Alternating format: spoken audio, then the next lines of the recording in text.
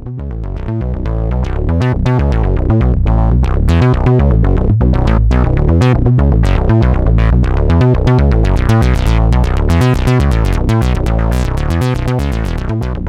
welcome to the second Modular podcast interview with Richard Devine. You okay, Richard? Doing good.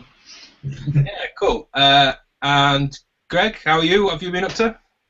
Not too bad, Ben. Been enjoying the sunshine we've been having here in the UK and Ireland. You can probably see the sun coming through the window at the moment. I've been on the Modular much over the last couple of weeks because of being out enjoying sunshine. It's no excuse. No. It's not good enough. How are you, Matthew? All good?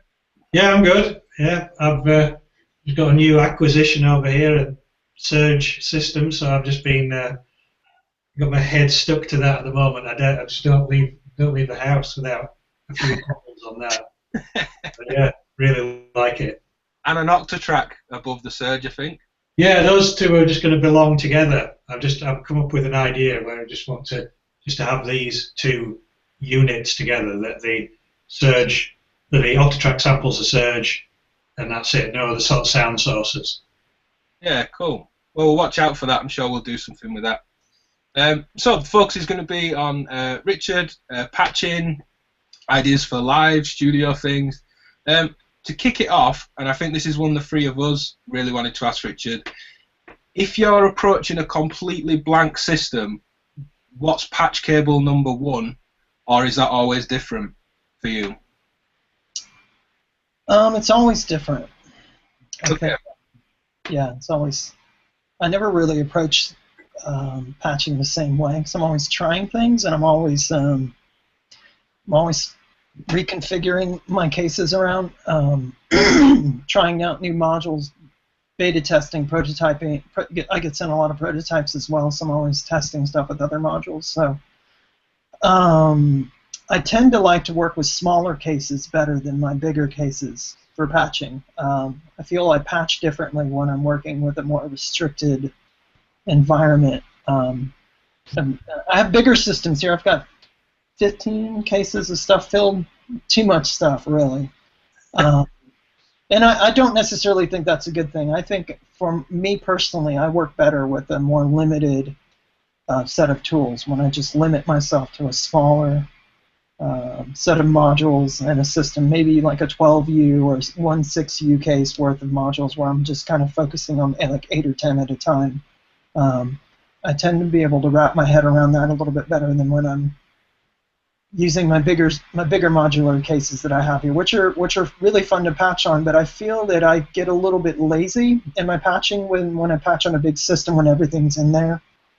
Then you don't really have to think too hard about stuff. You're just reaching for that module for the face function. Then it's able to, just like a filter or an envelope generator.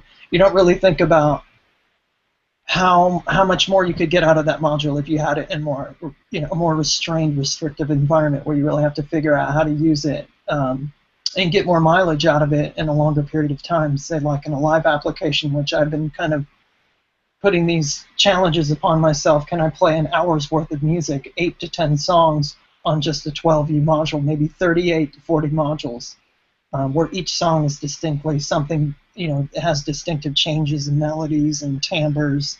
Every part of that is a challenge, but I find it to be more interesting. I think I come up with better ideas when I work in an environment that's that restricted, and you think about things differently. That's probably the whole show in a quick first opening talk. We'll sort of dig into all these bits.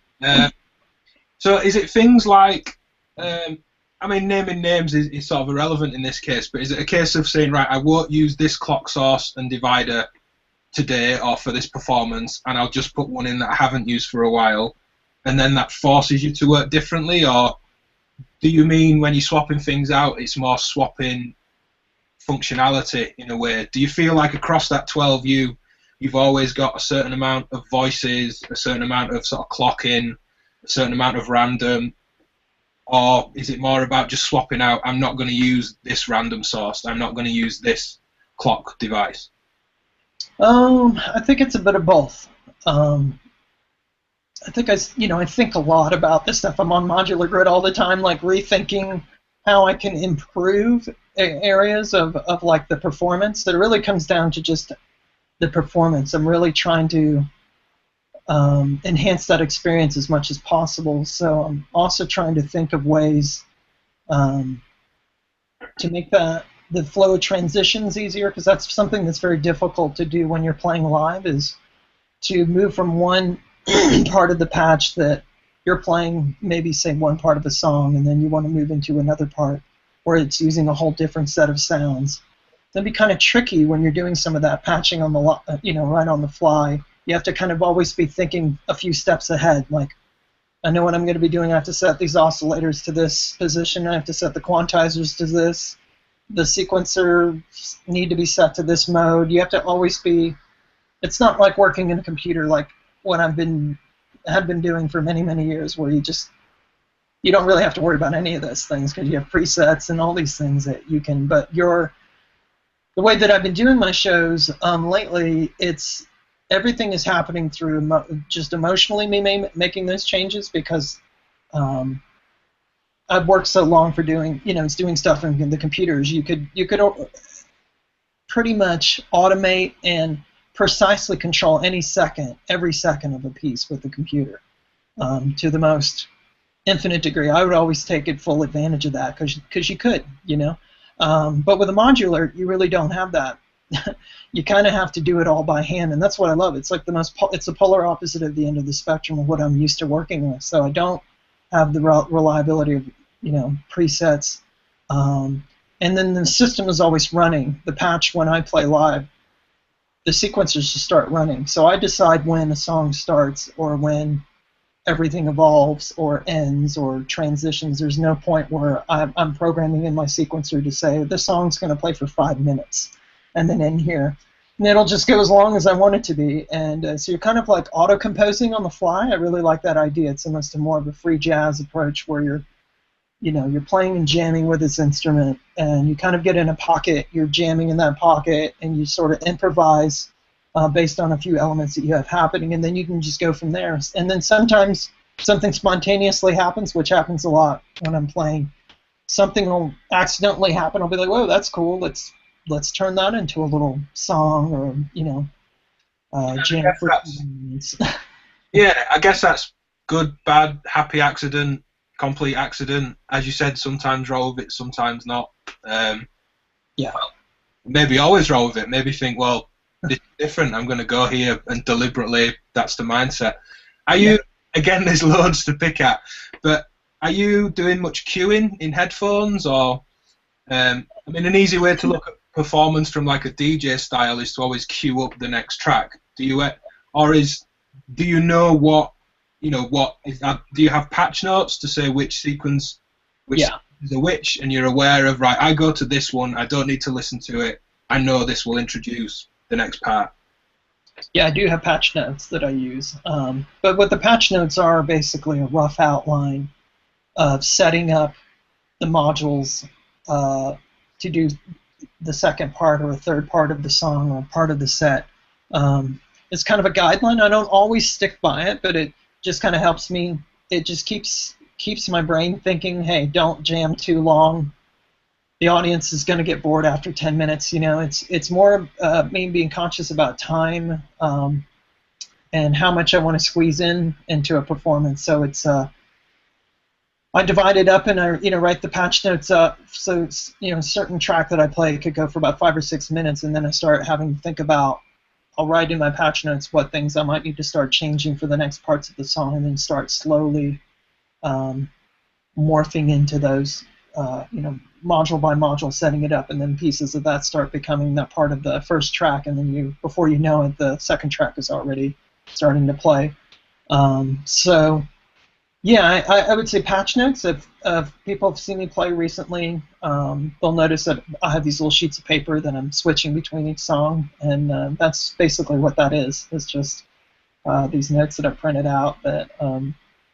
And I don't always follow them very strictly, but just like I said, it's just an outline, just to kind of make sure that I don't. It's more for me than anything to not bore people. and to remember, because you can get lost with this stuff so easily, as you guys know, when you start, you get into a patch, and I think almost every time I played live, something interesting's happened where I just like, oh, I'd like to hear this for a really long time, but the audience is probably not thinking the same thing I'm thinking right now. I need to be also conscious of the performance and the time, because usually when I'm playing at a festival, I have a short, maybe an hour set that I have to play before I have to get off stage before the next performer. So you have to really start thinking about, those things. With these ideas, do you feel that, is it sort of done do you take the same performance out several times? Do you sort of feel like you have a bunch of ideas and you're like, I really want to almost nail this, I want to perfect this idea in my head with, room to perform and improvise? And does across maybe 2 or 3 shows, do you sort of swap things out and refine things until an idea reaches its end, or is every single one completely different? I think it's a little bit of both. Yeah, I've done things where I'm always trying new things in performances, and I'm always trying to make the performance better. It's one of those things where it never really ends, and I'm sure you guys have your systems. It's one of those projects that's never ending. You can always replace out a module that has better functionality, that offers you new features that allows you to do to apply new techniques to improve, within the studio or when you're playing out live. I'm constantly looking for better options with something that I can just bring on an airplane with me. So I like that restriction of being. So I've only got this much.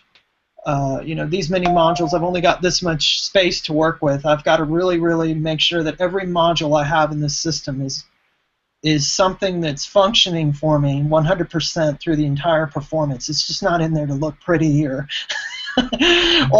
just because I had a couple HP of it. Every single space of HP in that case is being utilized the entire performance to the absolute maximum capability of each module. So it's interesting because you can constantly refine and change things. That's what I love about this. It's a never-ending process, and every single one of my shows has almost been entirely different. They've never been the same. It keeps evolving into new spaces, and even I played at Moogfest last weekend where I did a durational performance that was 4 hours long. Yeah, I saw that. Yeah, it was interesting because it was I looked at it at first. I was like, oh my God, how am I going to play 4 hours on my modular case? That's going to be a real challenge to be able to stretch things out. But I looked at it more as an exercise. I'd never been put to the test of seeing how long, if I were to improvise and play my current live show and stretch it out into something longer, how really long could I push it? And the experiment for me actually went to about 3 hours and 20 minutes. So my set right now, if I stretch it out and play with the songs and improvise it out a bit, it was interesting to see that I could get at least that far with it. It really surprised me that even such a small set, a small closed system was capable of doing that much. And I'm not talking about just playing a drone for an hour. I mean, I played mostly rhythmic. It was a lot of rhythmic structures and structural music that was very complicated or not complicated at some parts, and there was some bit of complexity to it. But it surprised me. It was I felt like it was an interesting exercise for me and I learned some things too. I learned some things about my system, and as far as being able to really stretch things out, being able to take like a rhythm, start out playing at a normal tempo, and then start taking away pieces of things, and then those pieces start changing the spectrum of what the composition is, and then you could alter the little minimal pieces that were left over, and that would almost become another entirely different song. And just by I think a lot of with modular patching, there's always this idea of patching and adding things. But you always kind of forget that you can take things away, and sometimes taking things away gets really interesting, especially when the patch evolves over time, and then when it's at a different point, you start taking things away. Not everything, just certain things away. And then it's left with this sort of strange skeletal hanging piece that's still kind of operating in this infrastructure that you've set up. So it's interesting. I've actually been trying to go back and take away things as instead of adding things to the mix, and trying to practice restraint, more minimalism than filling up the spectrum with every sound imaginable, which has been something I've done a lot in the past with computer compositions. I would get really carried away just because you have the flexibility and power there, but that doesn't necessarily mean it's going to make the listener's experience that much better by adding all that stuff in there. Sometimes it's better to concentrate and focus on just a few elements, and I feel that some of the most impressive music I've heard has always been more minimal music, where you hear this piece that's just using 5 elements that are so beautifully crafted that you don't realize that 10 minutes has gone by, and you're like, how in the world did they do this? This is absolute magic. So I'm really trying to shift my focus more in that direction and try to get into practice of taking away things and restraint, and actually trying to use less, 5, 6 modules. And I don't know if you guys are on Instagram, they've been posting on Instagram these patches where they look complicated, but they're actually only using a few modules. So I'm maybe using 5 or 6 modules for some of these, and they're mostly experiments I'm trying just to see how far I can push just a minimal set of tools, rather than, I have so many things here at my fingertips that I can use, but I'm not one of those people that's really good at using everything. Like even if it's all hooked up, I wouldn't do a very good job of using it very well. So, I'm better focused on less, and one thing at a time, or one piece of hardware, or just a few modules, and I feel I make much better stuff. I was going to say that Ben and I, Matt from Matic Modular, gave a talk last year on this very subject, on small portable systems, and I had kind of more of a West Coast kind of experimental little system. Ben had kind of a rhythm generating system. Matt had kind of more of a conventional kind of maybe East Coast thing, for one of the better terms of these anyway. But yeah, that was really interesting as a discipline, to sort of show people that you don't need a huge case to be getting into modular, which was one of the kind of questions that kept coming up. I need to buy this, and this module to be able to make sound. Absolutely nonsense. That you can get just such a wide variety out of a small case. I have this little 6U case here that I take out for live work, and I really like, as you mentioned, Richard, just these choices of going, every single piece of space in there has to work for me, and I'm going to make these choices from all the rest of the kit that I have, and it's going to solve this problem, or take me in a completely different direction. And I absolutely love that discipline of it. And I kind of make the analogy between, as your kind of system grows, I don't see mine getting smaller anytime soon, but it's the fact that, say, in the software world, lots of people out there have got, every single plugin going, they've got all sorts of different things, but do they use every single plugin all the time? No, they don't. So it's the same, really, with modular, that you don't, just because you've acquired all this equipment, you don't have to have every single module plugged in order to, I must use that. I think one of my things I'd say to anyone who's got a larger system is just go and buy himself a small skiff or a little 6U thing, and just have that separate, that you kind of just load up with your modules, just to really put them through the paces, I think. Yeah, so true. Yeah, I think it works great. Anytime that we've got like a modular meet coming up, an event that we're going to, conversations that, me and Matthew lose 2 hours on the phone talking about who's going to put what in a 6U system. And it'll be, I want absolutely every single option for drum sounds and sequencing in 6U, and it's almost like, right, I'm interested to see what that challenge, where that takes you. My apologies. Telephone. Yeah, my apologies. So yeah, what can you really get in 6U, and then you might, as you said, for want of a better word, might say, well, I want the ultimate West Coast drone system in 6U, or even less. Have you thought about, I mean, it's easy just because it's here to grab.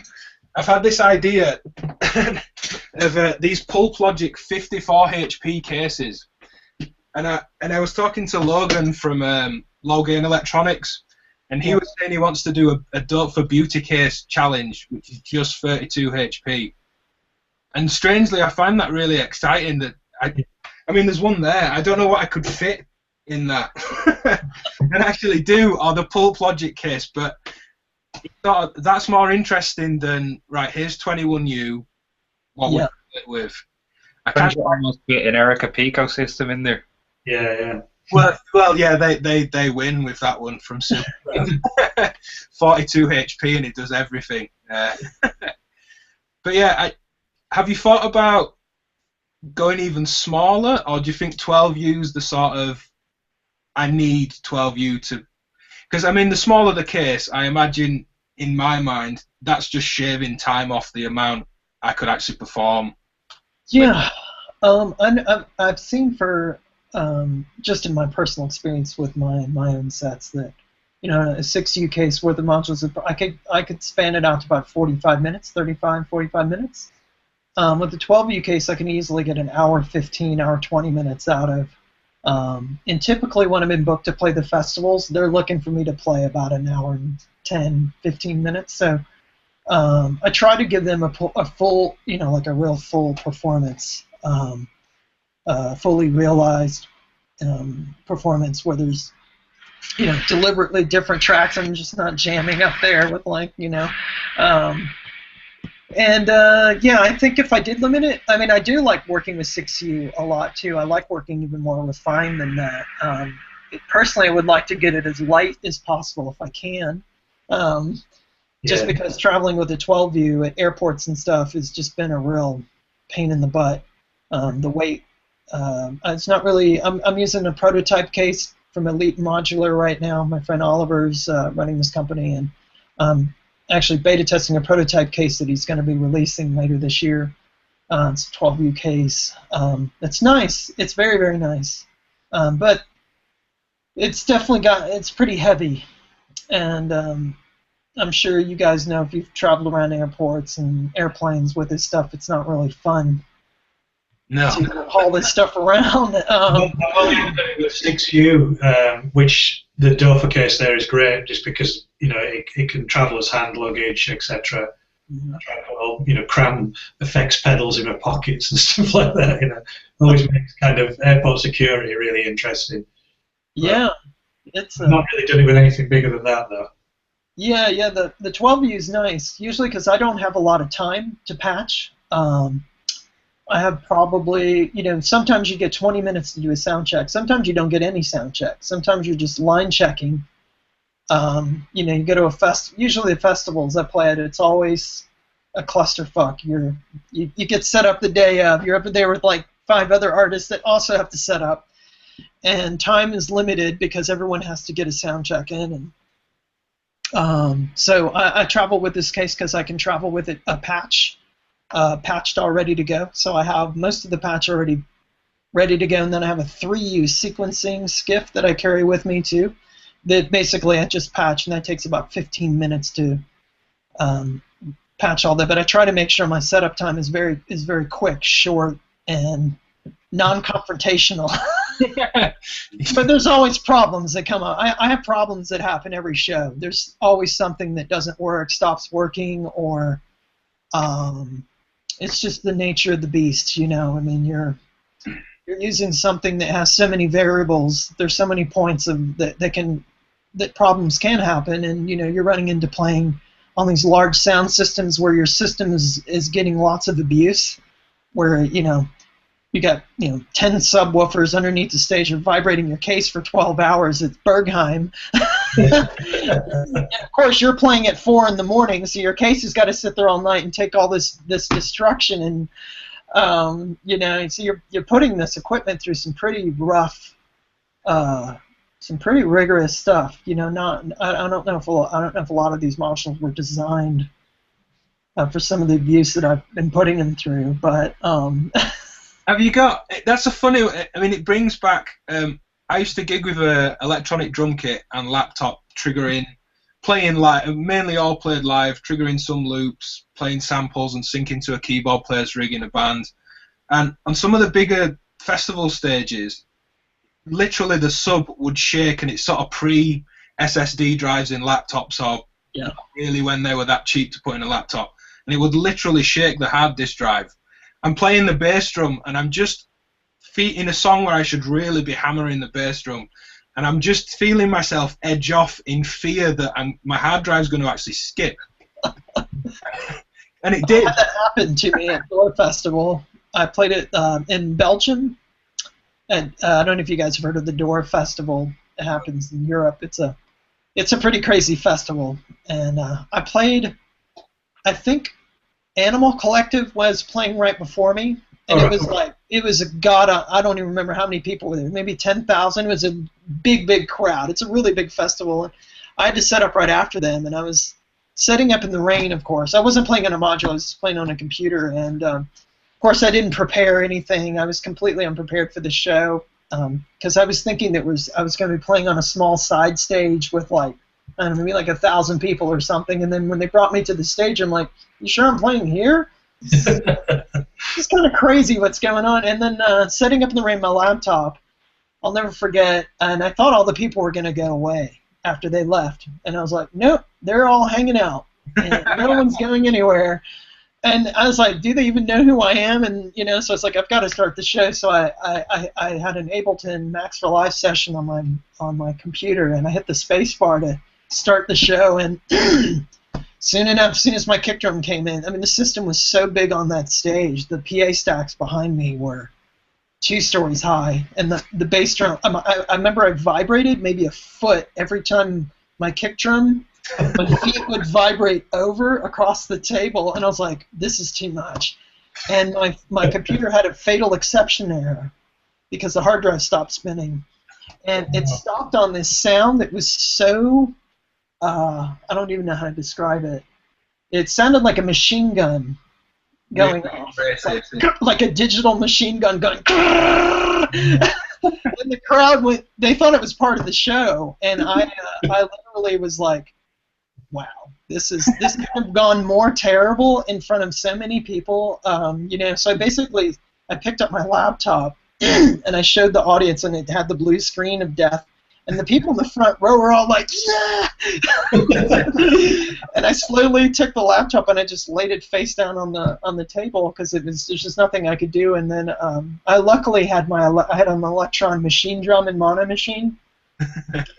That had most of my set was programmed in those, and the Max for Live set was playing a lot of like background bits and effects and stuff, so it wasn't heavily relying. I just was like, well, hit start on the machine drum and play the rest of the show. But I mean, I'll never forget that. Yeah, I mean, I've had many instances where the hard drive, and that was a regular mechanical drive. That wasn't an SSD drive. Thank God we have SSD drives. Yes, exactly. But now I've gone into a whole different set of problems going into modular, which is maybe worse than what I was doing. So someone should bring out some modular shock absorber springs for the desk. Well, going back to not that it's show and tell at school or anything, but I thought this was seriously cool. It's packed full of modules, but I don't know if you'll see it, but inside the case is rubber stoppers between the rails. Oh. This can probably take one hell of a drop, because it's got nice sturdy rubber feet on there. It's not something I plan on testing, especially with modules in it. But it was the first time I'd actually seen sort of feet holding the rails in, some sort of shock absorbing inside. You have, trouble in, we sort of detoured, well, we didn't really have much of a topic, but detoured off a bit. In terms of trouble on stage with modular, have you ever had tuning issues? Or I've heard stories of people running recordings of their oscillators through the rest of the patch because it's more stable than just leaving analog equipment on, like I said, all overnight at a festival, and then you're playing at 4 in the morning. Or yeah, With analog, with analog oscillators, I would probably do that. Most of my sets recently are digital. Yeah.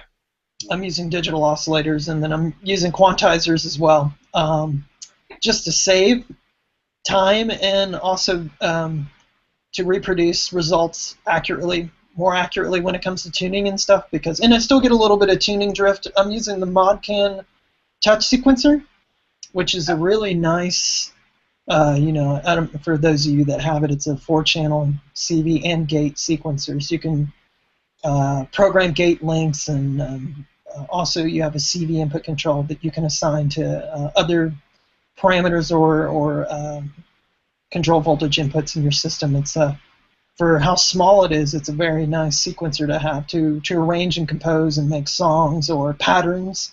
I basically play in pattern mode a lot, where I make a bunch of patterns, and then I can, with my finger, just touch a pattern that I want to go to play within the song. So I have 4 sequences that I kind of have set up. And some of them are anywhere between 32 measures long up to 64 notes per pattern sometimes. Sometimes I have longer things that happen. But it's a really great sequencer. But it does drift every once in a while.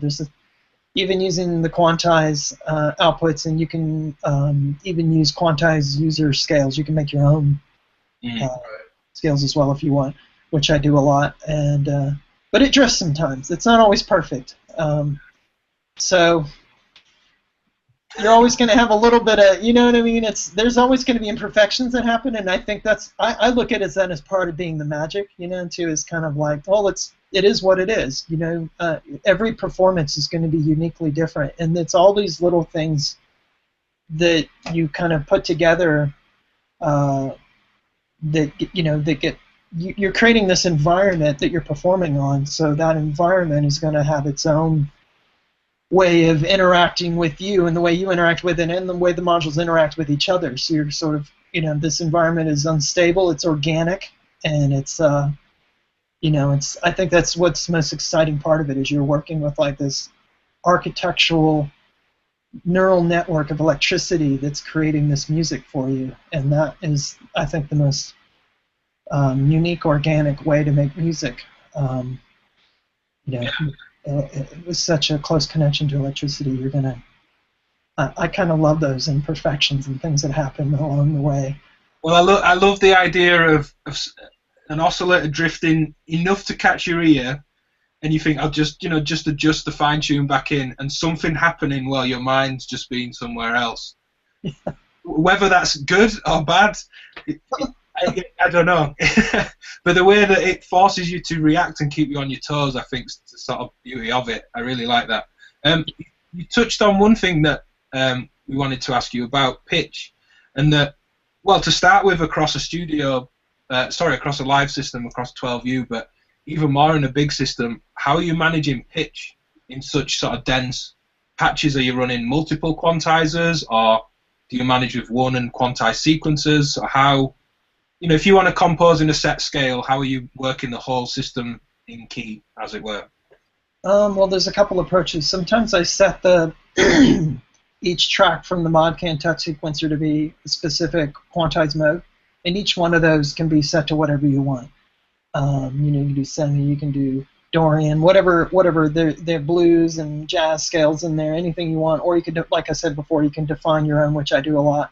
In the beginning, I started using quantizers, and then as modules got more full-featured, we have things like the mutable instruments braids.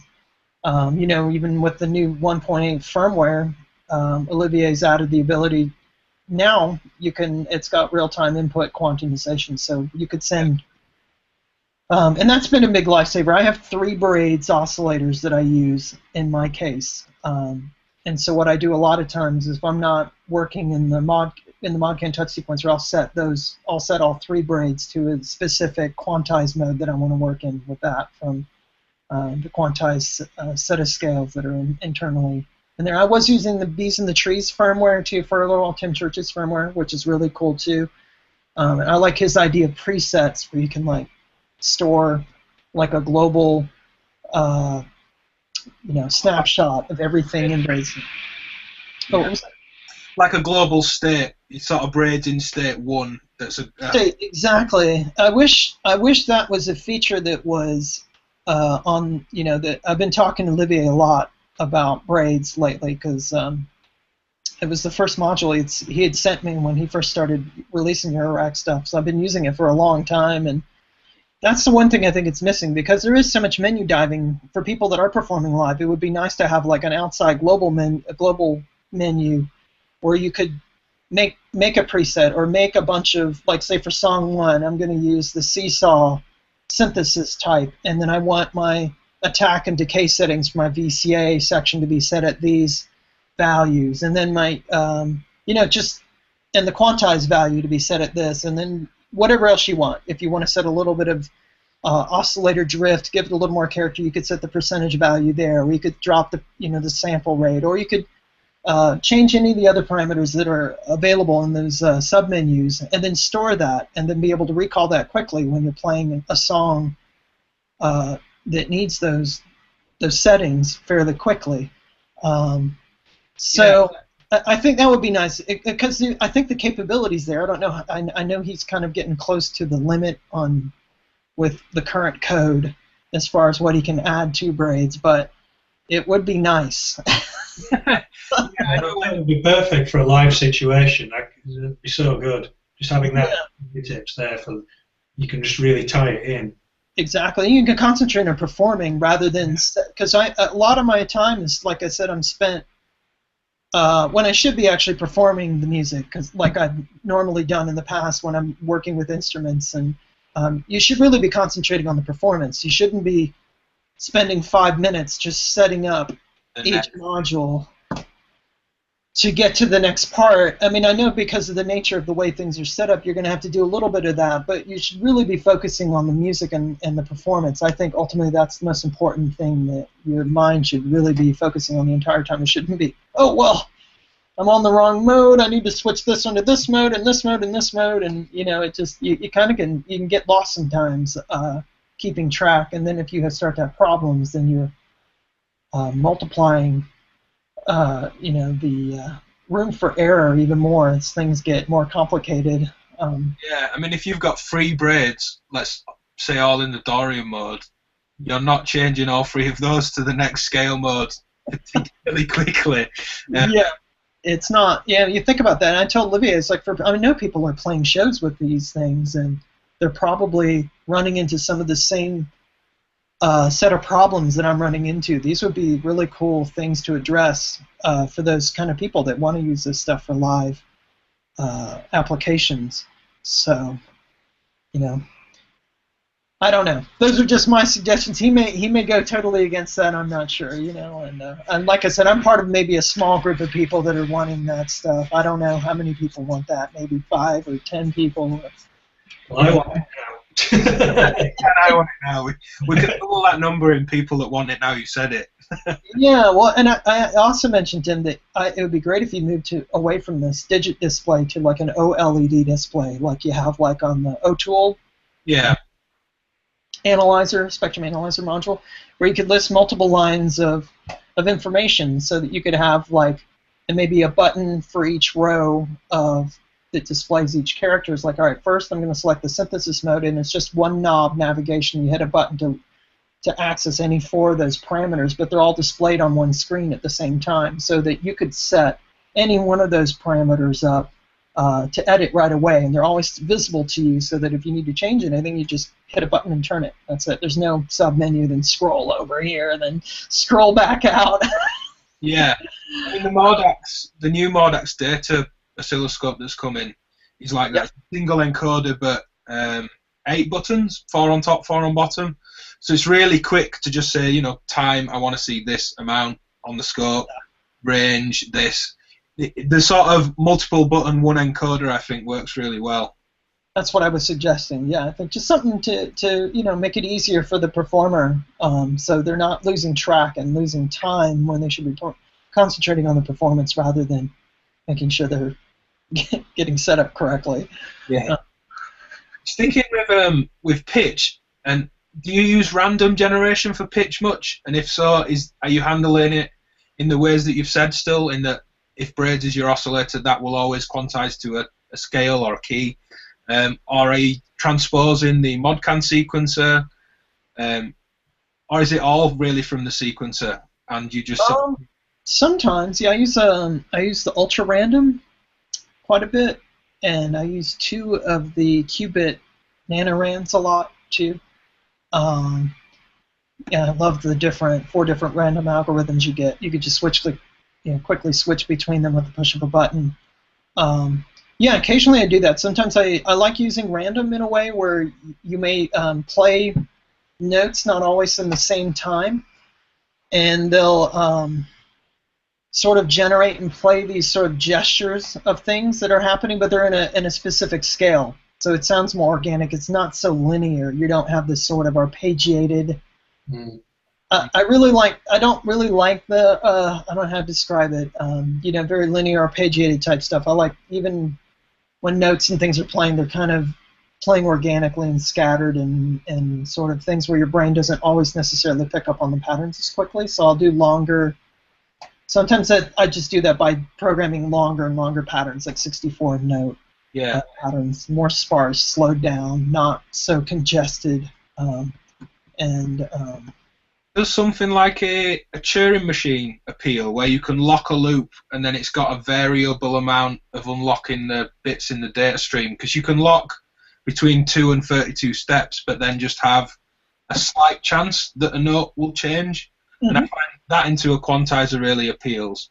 That's great. I love the Turing machine. I have the pulses, the expander. I have the full expanded Turing machine back here. In one of my cases, it's really nice. Does that make it into the live show, or is it just too unpredictable in that you don't know you're going to get a sequence you actually want to lock and keep for a while? Because that's the sort of beauty of it, is that, it's gone. As soon as the system's off, it's gone. But then, I guess for live, that you don't know what you're going to get. No, that's great. The only reason I don't have it in there is it's too big. Fair enough. In fact, I was able to. I love the Turing machine. I think it's a great randomizer with some really great features. It's just, to get everything in there, it's just too big for what I want to take out as far as what I can bring with me on an airplane. So I have to look at smaller randomizers like the NanoRand and the Ultra Random, which I feel is a great. Ultra Random is by Steady State Theta. I think it's a really great randomizer because it offers 3 different outputs of random at the same time, and you have the R-pulse output too, which also generates a sort of a random gate burst relative to the internal clock, and I like that right away, because you've got 3 random CV outputs of random right away that are timed to a clock. So that saves me a lot of modules. I don't have to have an external clock generator. I can just use the ultra random as my clock. I was going to say, as soon as you said ultra random, I find that because one of the sample and holds doesn't follow the external clock in, it tends to be a real hub of a system. I don't know if you feel the same, Matthew. I know you've got the ultra random as well. Yeah. Oh yeah, absolutely. I love it, and I've just recently got the NanoRand as well, which I equally love. It's just so good. Again, with the different burst rates from a clock is superb on the NanoRand. And again, the features that are packed into such a small, HP size are just essential. I think they really are good. Yeah, that's great. Different algorithms, etc. Yeah.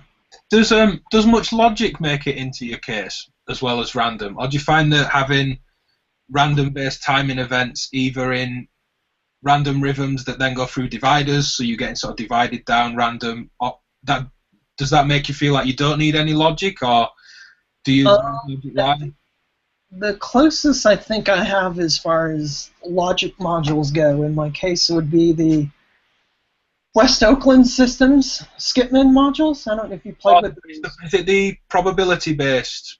Yeah, they're probability-based, but they subtract stuff away. They take away. So as you turn the knob all the way to the right, it lets the incoming gate come 100% if it's all the way clockwise. If you turn it all the way counterclockwise, the further left you go, it starts actually pulling. Probability-wise, it starts pulling stuff away. to the point of there being nothing coming through. And I use 2 of these in my sequencing skips. So I have 8 channels of gates coming out of my circadian rhythm, which is doing most of the rhythms. And I'm also running in a custom randomized mode that Chris Klepper from Tip Top Audio designed for me for my live show, where I can select a particular group, and in that group you have 8 patterns. So it'll play randomly. It won't tell you what. It's kind of a coin toss which pattern it'll play in that group. You just select the group, and then it'll play 1 or 4, 2, or and whatever every time. Every time that it resets back to 1, it goes to a different pattern. And then there's another mode I had them at in where it does reset to a random pattern to a random group. So every time the circadian rhythm receives a reset impulse, instead of resetting back to 1, it'll reset to a random group and to a random pattern. So you don't know what pattern. So that's like a super dice toss of randomness. Especially because I was looking for ways of generating more content out of the patterns I had already in my circadian rhythm, because 8 steps gets to be a bit repetitious after a bit of time, and your ears can start to pick up on things. And I was talking with Chris, how can we make this more interesting once you've programmed all your data in, so that you could just recycle the data that you've already have. And if you don't want the randomization, you just can turn off the random modes, and then your original sequence data, if you want to go back to sequencing in a linear mode, you can leave that there. But how could we play around with the data in different ways to generate new ideas? So we came up with that. So from that, I do a lot of that in conjunction with taking away with the skipmen, which generates, you'd be surprised the amount of different rhythms that you're able to generate just with that. It gets pretty interesting at different varying amounts when you're taking away. I know I get private messages all the time about people asking me, I'm generating a lot of these rhythms. That's a big way. Then I am actually using clouds, mutable incidence clouds in a phonogene to do multiplications and divisions and like granular chopping of the sound. Phonogene I like to use a lot in like broken echo mode, and I also use latex stuff. VJs make some really cool stuff. There's a randomized module that he has, the R111 I believe it is, and it's amazing. It's just a 2 HP module, and I'm giving away a secret here, but this is a great module here. So what it does is it can receive you can clock it, externally clock it, and what it does is it gives you 3 random outputs, 3 triggered random values, and 3 gate random trigger values. They're all happening at different times based off the internal or the external clock that you give it. And then you have basically a mute input too. So you could sequence an external gate into the mute input that shuts all of them off at different times. So you could create these other mute rhythms by taking away the complexity. So it's kind of the same idea of using the skipmen, but applying it with this LaTeX module. And what's really great about this LaTeX module is it's generating random gates and triggers that are all in time to the clock, the master clock of your system. And so what I like to do is run that with a clock divider, like a rotating clock divider. So I'll set that like a 4 pulse in so that the gate divisions are happening slower. And then the mutes are also happening at a different time. I'll take another output from RCD, run that in, and you'll get these really interesting patterns that start happening that sound random, but when you listen to them, they're actually very ordered. And then what I do is I'll control like the phonogene and clouds with these 2 R111 random gates.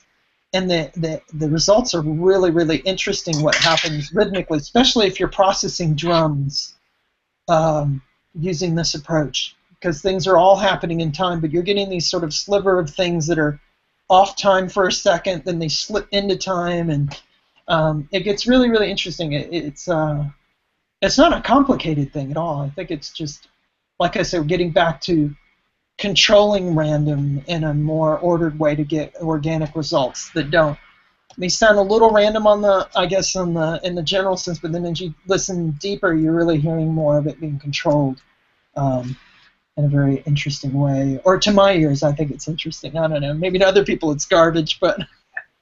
Well, I really like that you mentioned about, like, say, like the introduction of mute or actual stopping the randomization. That almost like introduces another level of random, but without actually, because most people would think, oh, that's got to be an addition of something. It's got to be to make it more random, but it's actually taking it away as well. Just gives it another level. Exactly. Lately I've been all about subtraction. That's why I've been loving the Skipman probability. It's about, like I said, I've realized so much about what I've been doing lately is more about taking stuff away than adding more. I think my problem has always been adding more and thinking that adding more was always helping the problem. Yeah. But it really wasn't in my case. It was only making more of a mess. So I'm going the opposite direction. I'm finding the results to be much better that way. So I am using logic and probabilities, but in a way to subtract things out of the system rather than to add things. But I do have a lot of other logic modules that I love using here. I'm a big one for the IntelliGel. I don't know if you guys use. Yeah, I've got the plug. The plug, yeah, I love the plug. That's a great one. I really enjoy using that as well. Yeah, it's great for just really awesome stuff. I really like the RYO logic modules that are just 4 HP. They do 2 different logic types, and just having a bank of all 4 together, and it just looks like a load of jacks as a big multiple network. And just taking, as you said, from an RCD or another clock divider or clock source, just putting everything in and just seeing what happens. I think people think logic's this sort of big myth and complicated thing, and granted, you've probably not seen a lot of logic if you're used to using soft synths and what comes with a DAW, but I really just like the sort of just throw it all out there and just try it with logic. I find it the most fun. Well, the whole idea of logic with this is either going to do something or it isn't. In essence, it's really simple. Yeah, a logic gate on paper is, if it's this state, it does this thing. If it's not, it doesn't. But I like that it just, from a quarter note, an eighth note, a 16th note, and maybe a triplet clock if you've got one as well, can just form so much stuff with a few logic modules. Thinking of the probability modules, does that? I guess that essentially takes it from nothing to full. Is most of your live tweaking of the probabilities? It's a little bit of everything. I do a lot with my hands, so it's just basically all based on how I'm feeling, interacting with the energy in the room, But for rhythms, yes, I do a lot of, adding and subtracting and multiplying, and I've set it up in my skiff, sequencer skiff case to where I could get very complex very quickly. And that's another thing. I think it's really hard to do dynamic changes in a modular set where you have a lot of activity and then you take all that away to one element, like in a split second. And I think that's a really powerful thing to do, but it's also very difficult to do with the modular, to do within a split second or just within a couple seconds. So I've been really trying to figure out ways to do things where I can generate a lot of activity and take it away. And a nice thing that's also great, on the circadian rhythms, you could mute and solo. I had Chris add this feature called mute to solo. So if you have an 8 percussion sequence, 8 channels of percussion going, and you just wanted to single out the kick. So before, in the original firmware of circadian rhythms, you would actually have to push all the other channels muted off.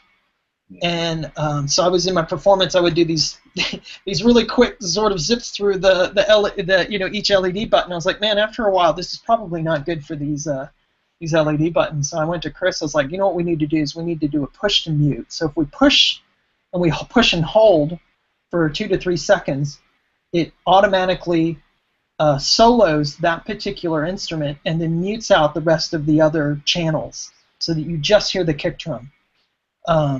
And he was like, all right, I could do that. So in the coding, we came back with the firmware, and then I started testing this out live in the performances, and it was awesome. It was exactly what I wanted, to just be able to take away stuff, get rid of a bunch of activity right away, rather than having everything always playing at a full onslaught the entire time, and then you having to individually take the time to take away every element. So this was a nice way to kind of immediately start taking stuff and opening things in the mix for a few minutes in a song. I really love those performance features where you're able to remove all activity away, I guess, so to speak.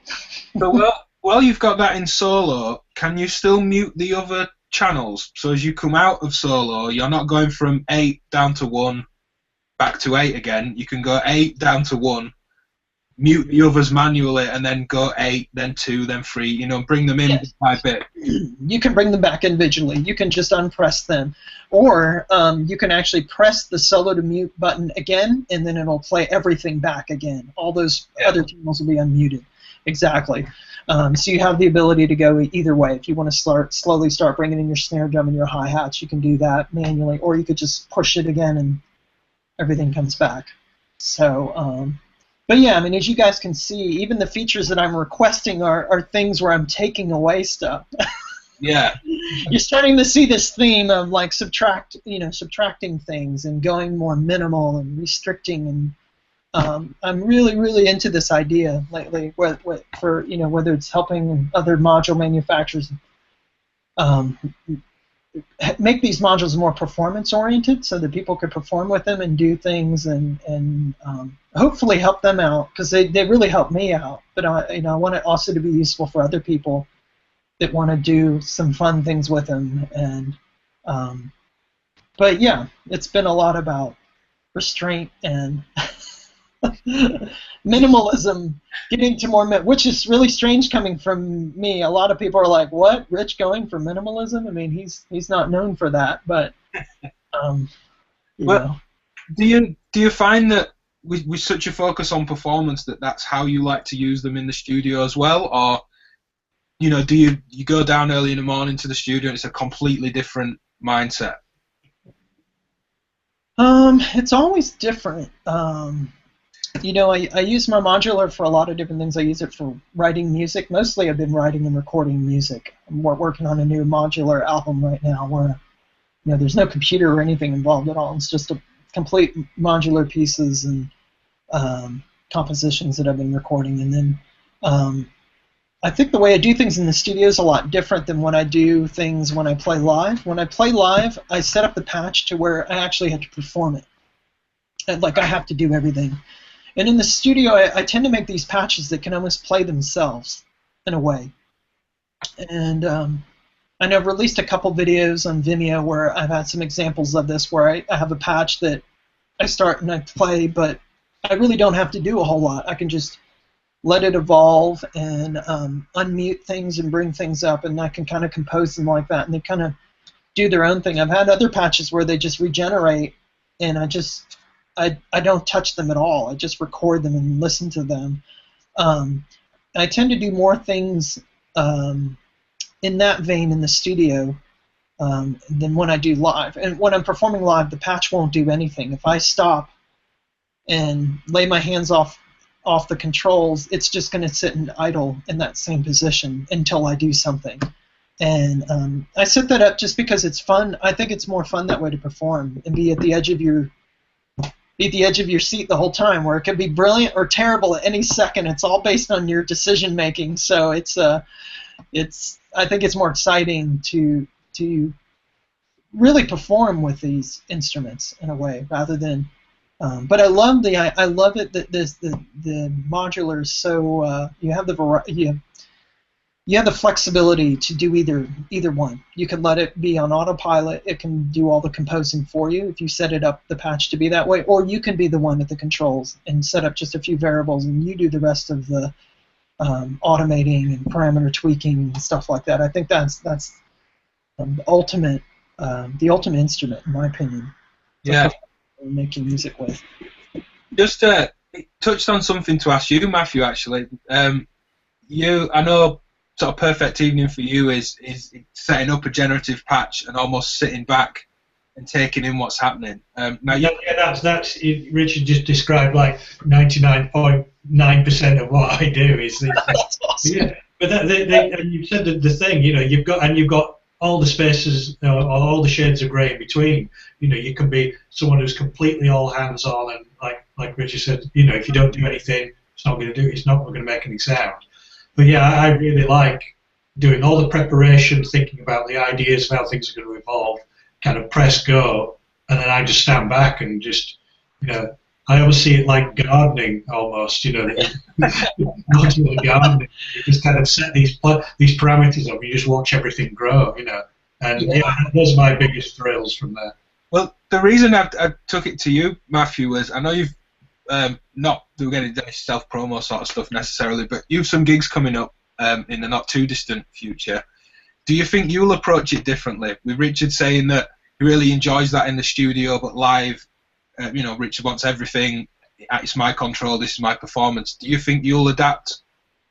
Yeah, definitely. Yeah, I mean, of course, I could kind of set things up, stick the modular on the stage, and walk off. Yeah, I didn't mean that you just go, this is the patch on, and just... I mean, you could do that, but yeah, certainly I like the idea of when you've...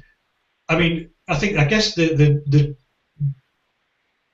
factor that's running under this is that in the studio you've almost got infinite time. In a performance you've got a set window of time, and how you want to push that composition within that framework has a different approach to live. So I think that's why, in a way, it kind of warrants more of a hand-on approach for a live situation, so you can sculpt it to the particular place. Whereas the studio is about experimentation. It is about how far can I push this in this way, or how long can I make this piece, etc. What about you, Greg? I mean, if people say, where can I check out everybody's stuff, for you, Greg, I always point them to your Instagram videos, very much making sort of house and techno on the modular. How would you approach it live? Given, I don't know, say a half-hour set, how would you go about it? I think he's muted. I think you've muted yourself, Greg. It's frozen. We'll ignore him. we'll see if he comes back. Yeah. I think it's an interesting one, especially with different styles. Yeah. Mentioned it to Greg because it's more you see in a more straight commercial dance sort of format. 6U of modular, Ableton Live running, and when a controller or still a DJ mixer or something.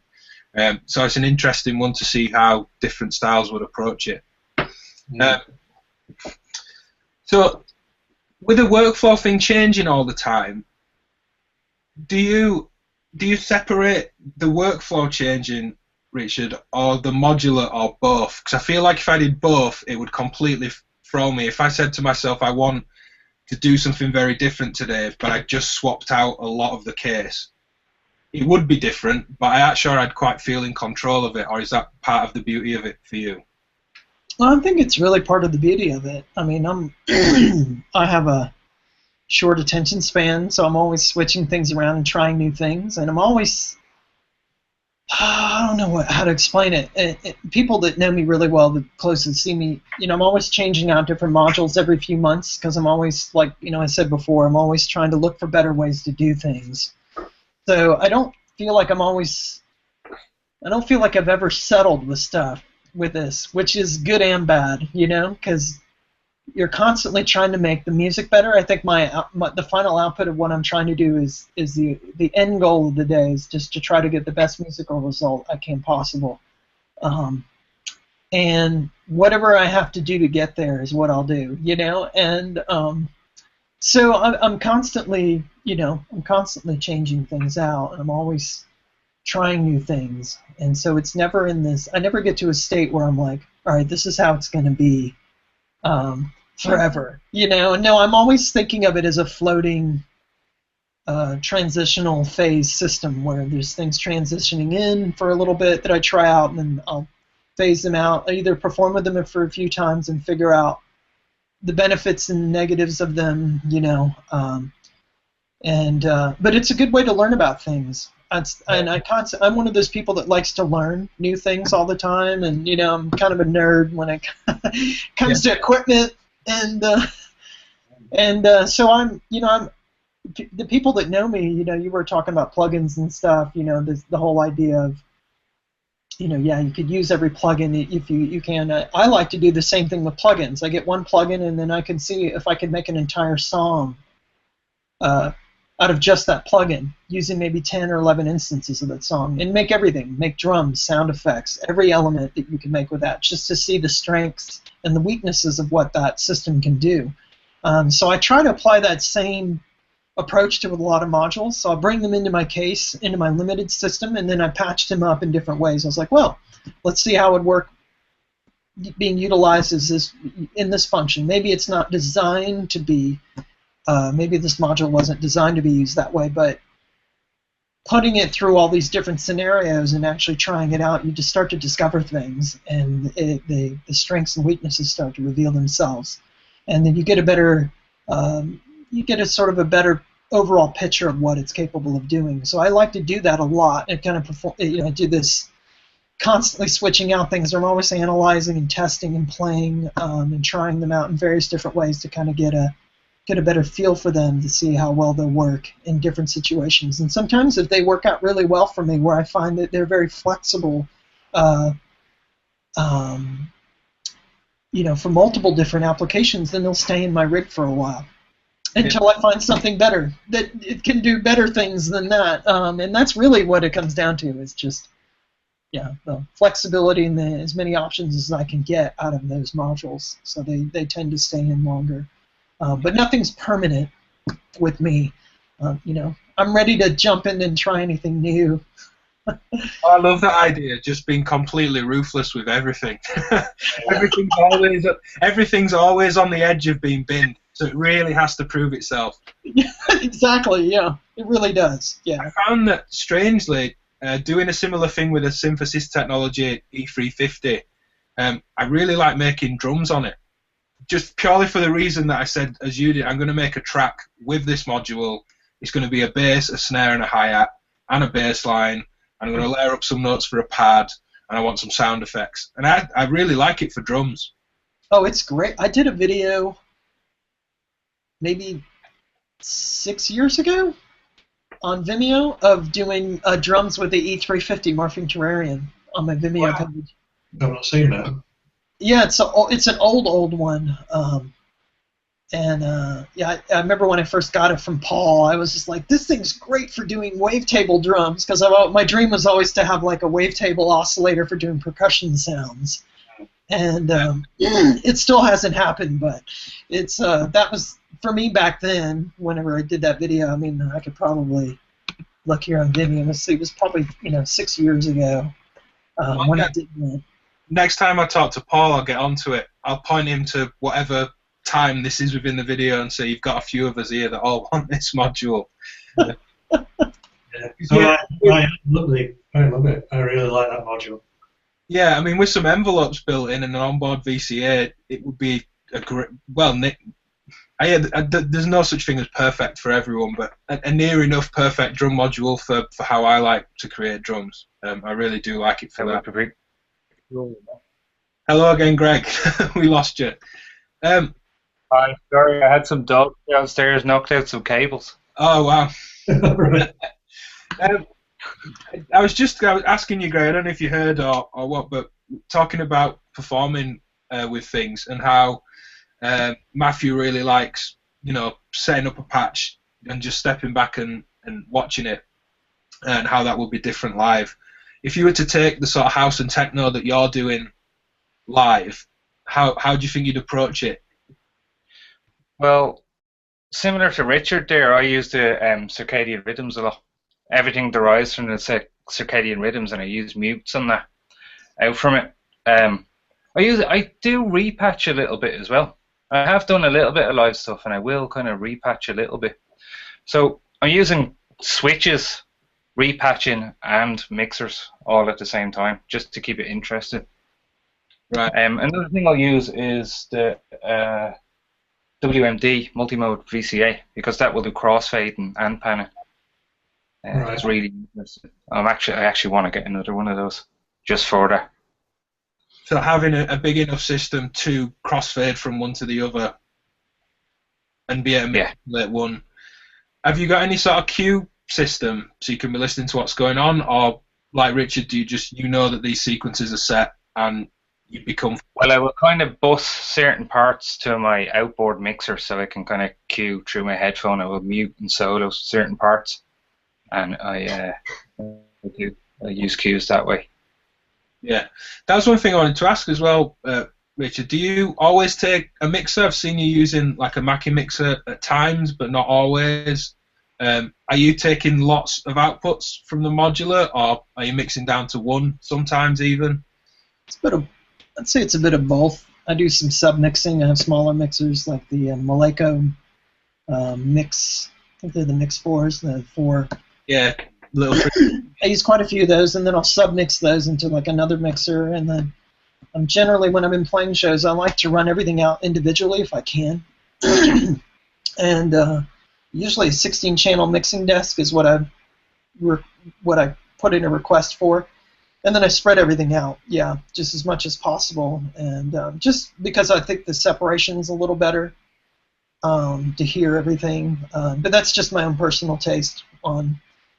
I think it's kind of hard to do really dense patches and have sub-mixes running into larger mixers, into other mixers. Yeah. And as well, you'd probably fill half of that 12 UKs. Just with a mixer. Especially if you wanted some compression and EQ or anything like that. Yeah. So something we noticed when we went to Superbooth, it seems to be it's kind of like the year of Euro mixers. There's lots of mixers coming out for Eurorack. Output. They're all like performance mixers. They're almost like outboard mixers with sends and returns. Mm. Yeah, well, dope for WMD, Top of Brillo, Qubit. I'm probably missing some as well. It's probably more than that. But it's a hell of a lot of a case taken up. Because for me, I really like for drums like the Mutant Hot Glue, but that's 4 channels and it's mono. So I still find that I'm using smaller 3-channel mixers into the Hot Glue. And then I'd want to take that into something else and have, in a traditional sense, drums and a bass line and effects and something else. And they'd all need sub-mixing, which would probably be 6U already.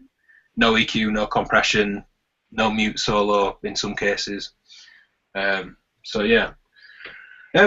One question that came up quite a lot from a few different people, how often does the modular make it into sort of more commercial sound design? Is it a bit of a myth that it's sort of cumbersome and slower to work with, or do you find it actually faster to generate sound and work with? Oh, I find it. I personally find it a lot easier to generate what I call like foundational bass synthesis type sounds, like lots of bass sweeps and rises and stuff like that. I think the modular is great for generating that kind of stuff. I use it all the time in my sound design projects, which is what I do mostly during the daytime. I think people get the idea that I get to play with modulars all day, but I'm actually working on pretty serious sound design work during my day hours, and then at the end of my work day, I'll all right, I can't look at the computer screen anymore. I need to just do something with a tactile environment, or it's not all graphical waveforms I'm looking at all day. So yeah, I think for me though, it's great because you work with your hands. So you can, I feel you get results for me, and my approach is much faster than having to do it all with the mouse or using a hardware synthesizer. I feel is faster than sometimes working with a software virtual-based synthesizer. I have a big collection of synths here that I use a lot for my day-to-day work, like some sequential circuits, Moog and Nord, and all kinds of stuff that I use as well too. Those also play a big part. But the modular is great too because you start from scratch, most basic elements of sounds, and then you can really kind of craft the timbre of the sound really quickly, and you can also control the gesturing of the sound, where that sound's going, the rising, the falling, the modulation, the amplitude, in a real fast, hands-on way, which I think is really powerful and easy for me to track. I have all my modular stuff ready to record and track at any moment, so it's not a pain in the butt to just simply hit the record button once you get something cool going. So is that a case of recording lots of, like, say, gestures, sounds, sweeps, and then getting a different mindset and sitting and arranging it? Are you doing much? I guess where modular will potentially be slower would be trying to work to a timeline. That's the bit that I thought would still maybe be, if you had a video to work with queued up in the DAW and you're trying to hit certain timings, that it's probably much easier to just collect audio. Or do you not do that and you do work to timelines with modular? No, I don't. There are no timelines. I just pretty much, with my own modular compositions, it's just all based on emotional, real-time driven, I don't know how to describe it, control, just real-time control, brain control of when the track should evolve or how it should happen. And the computer has not played any significant part other than just being a place to dump the end recorded. I was recording them in the computer, but then I've even got away from that. I'm just using like a Zoom F8, or I've been doing, before I was using my Apollo 16, so I was tracking up to about 16 tracks, but then I was like, you know what, if I bring the computer in again, then I'm going to start wanting to use all my plugins and you know what I mean? Because like I was like, no, you know what? I feel there's so much to explore with this format that I really, really need to take the computer completely out of the equation, even in the end result of being the recording component. So I've actually taken it out as being, I've been using the Zoom F8 and my sound devices, which is really funny. I have a sound devices 780AT that I've done some modular recordings into that using just like a portable hard disk recorder and recording, up to 16 to 8 channels, just every stem right in, and just having that kind of off the side of my modular. So I'm not really thinking about the computer at all. I'm not thinking about what I could do to the track or I'll just do this halfway and fix it in the computer. I'm like trying to just not use the computer at all, and so you don't really stick to a quantized grid within the computer. What's that? You don't really stick to a quantized time grid. I don't. No, I just do everything by ear, as far as picking the global BPM of the track and everything. I do have some other modules here. The like mutable yarns and the SyncGen, which works with Ableton, and then I have the Expert Sleepers modules, but I've actually not really used them. I bought them thinking that I was going to like integrate the computer with the modular, but I've been having so much fun not using the computer, and for me, the biggest reason for that is because when I've done things in the computer, I love using the computer. I ultimately think the computer is still the most powerful musical instrument on the planet because you can really do anything you want with a computer. Mm-hmm. But the problem in that, for me at least, is that I can go back and constantly refine and work on a track for months. And sometimes the track never gets completed because I keep going back to a section and keep going back and making it better, or what I think is better. Sometimes I make it worse and make you make a track that, I have friends like, dude, you should release this track. You've been working on this track for a year. And I'm like, yeah, I know, but this one part I'm still not. It's like, dude, you should just put it out as is. And so you just never have, in your mind, psychologically, you don't let it go. You just keep working on it until it's perfect. And with the modular, what I love about that, because that's what I started out using, was modulars to make music. I didn't start out making music on computers. It's the whole idea of just not being able to hold on to anything. Once you pull the patch cables out, it's gone forever. And so you've got to capture it in that moment as best as you can. And I feel I'm more productive with that approach than I am with the computer, where I'd be just ever perfecting the perfect track or what I felt was going to be the perfect composition, and then really in the end you didn't really get anything done because the track never came out, or you've wasted all this time on this masterpiece that it could have been. I recorded about 150 modular tracks last year, and some of them were just like spontaneous ideas, and they were just something that I made in a couple hours and recorded at the end of the night. And some of those were much more compelling and more interesting than anything that I did in the computer, spending 9 months on. So yeah, I was going to say, as soon as you were getting into that, do you listen to your own work differently after that, in that you're listening to almost listening to an experience that you created as opposed to listening to what was tweaking? Because I guess that you can't distance yourself from the process. So I find that work I've done more spontaneously, I somehow like more. And it's not to say that it would sell better or friends would like one over the other. I think my own experience just changes. And I think that's why I tend to stay away from tweaking if I can. Yeah, I agree with you on that. Yeah, because you can, as you know, you could spend endless amounts of time tweaking things. And I think for me, when I work with the modular, I'm doing more listening with my ears and less with what I'm seeing on the screen, too, which is another big thing. I think it's a big misconception because sometimes I'll see something in the track on a linear timeline and I'm thinking, oh, there needs to be something that happens here. And so you start programming put in stuff in there. So what you see on the screen can be very deceiving at times. It's not necessarily what's best overall for what the musical end result should be, and you're doing more work with your eyes than you should be doing with your ears.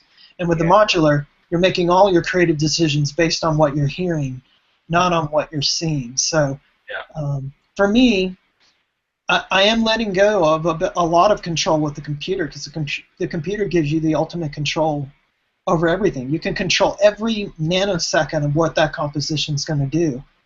So there's something really beautiful in that, but there's also something really bad in that too, as you can see. And with the modular, you can't control every nanosecond. Well, not now at this point in time. Maybe 10 years from now, we are getting to more complex modules that are allowing us to do more interesting things. But right now, I love where it's at. We can't. And so in that, I'm making music that's not as complex as what I'm doing in the computer, but I find it is much more compelling using these less complicated elements, but are just as emotionally engaging as a more complicated piece I would do, a computer music piece, And I find that really, really, I find it for myself really fascinating, and getting back to that idea of minimalism, trying to do things with less, try to make music with less elements that captivate me. I'm really fascinated by this idea. I've been studying more,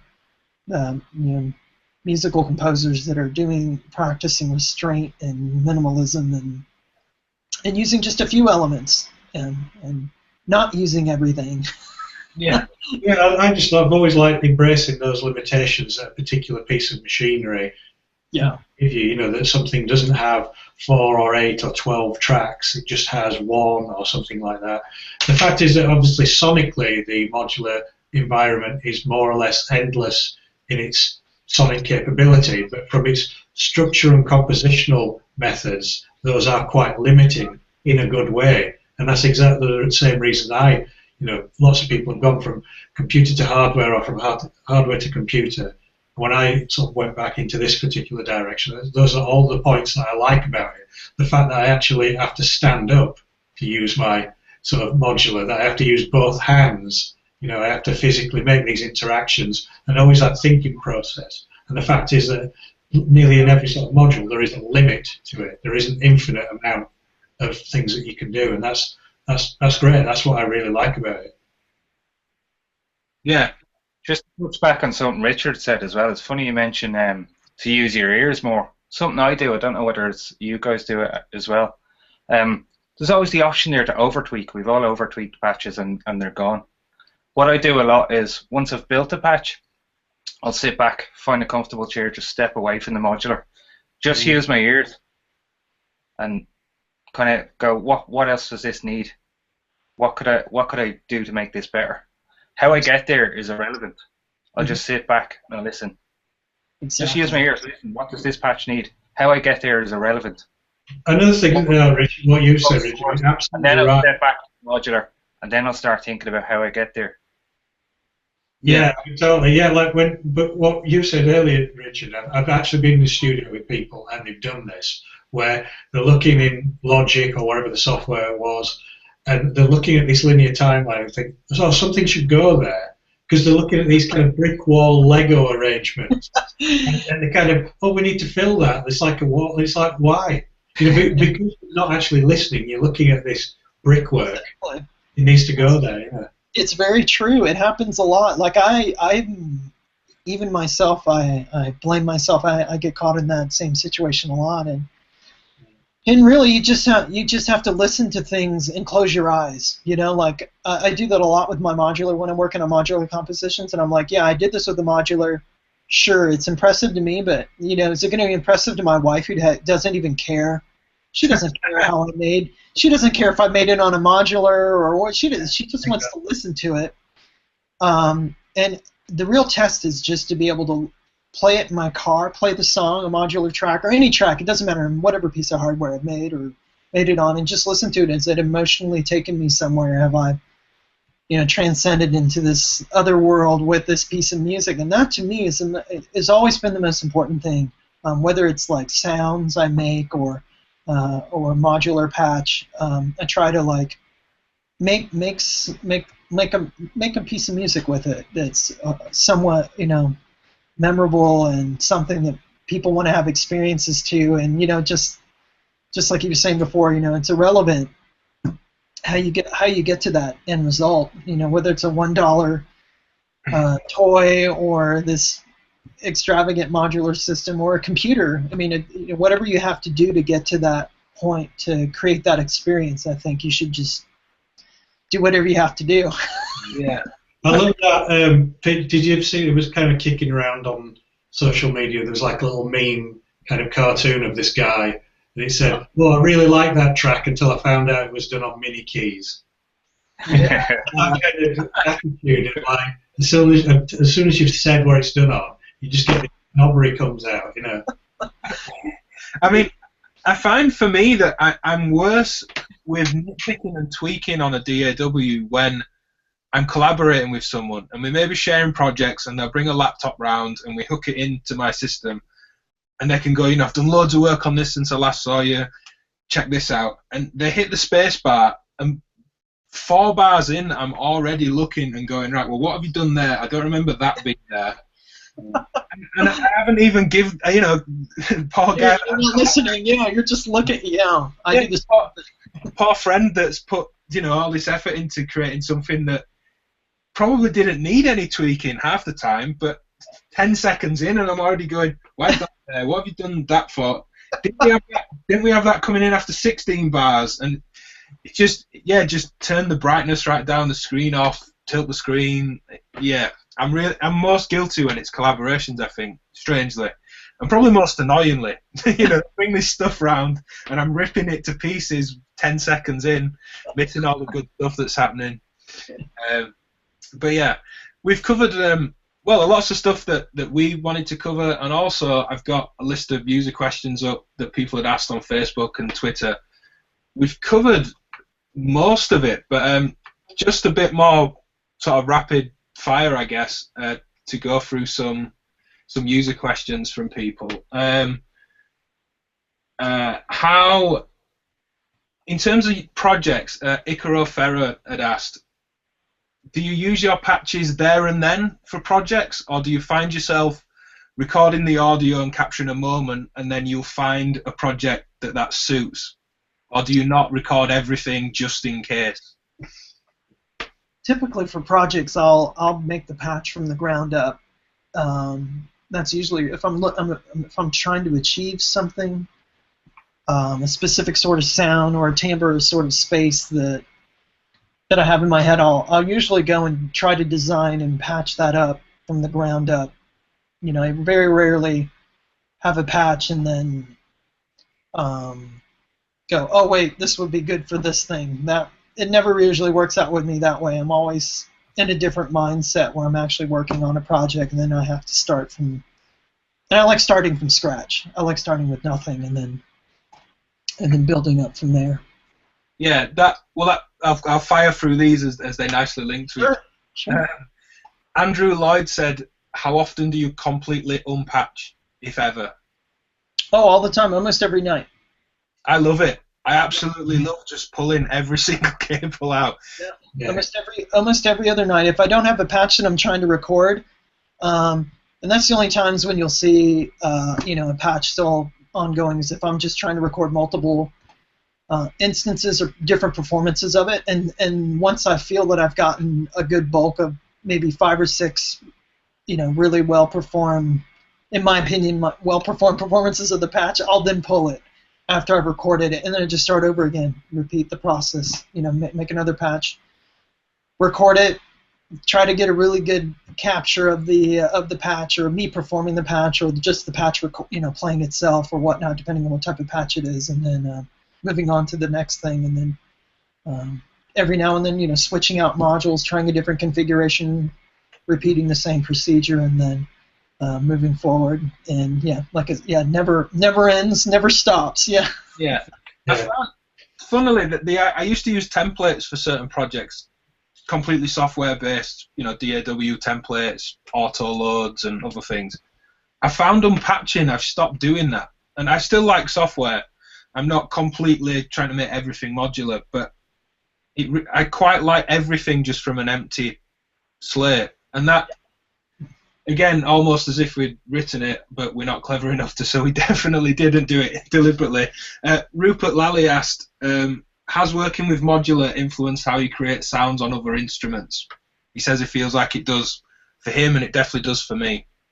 Yeah, I mean, I think you explore things in a sort of a different approach when you've come from the modular background. Like I was saying earlier, I got into modulars when I was 17 years old, and my first modular wasn't a Eurorack. It was a ARP 2600, which I still have here, sitting over here on my floor. So the first generation modular stuff that I got accustomed to was the EMS, Synthi, Electrocomp EML 101, the ARP 2500, ARP sequencer, those sort of things. So I came from that environment, which that being one of the first synthesizers I got at 17 years old really changed my direction where I was going. I didn't buy like a Juno 106 like all my friends were getting. I wanted the 2600 because Ben Burt used it in Star Wars to make all the. I knew what I wanted. I wanted a synthesizer that was capable of creating strange sounds. It's sort of more in this exploratory aspect, not being too rigid and too fixed. Wanted to environment where I could play around and explore and learn about things. And getting the ARP was a really awesome first instrument to teach me the basic foundation of synthesis. And so it was semi-modular, so I could patch, or I could just use the faders and fade up different combinations to understand what amplitude, frequency modulation was, what a sample and hold was, what an ADSR generator did. It was a really nice way to understand the signal flow of a synthesizer. And coming from that background, I think that really sort of I've kept that. That way of thinking, a way of approaching a synthesizer, kind of consistently through my my upbringing.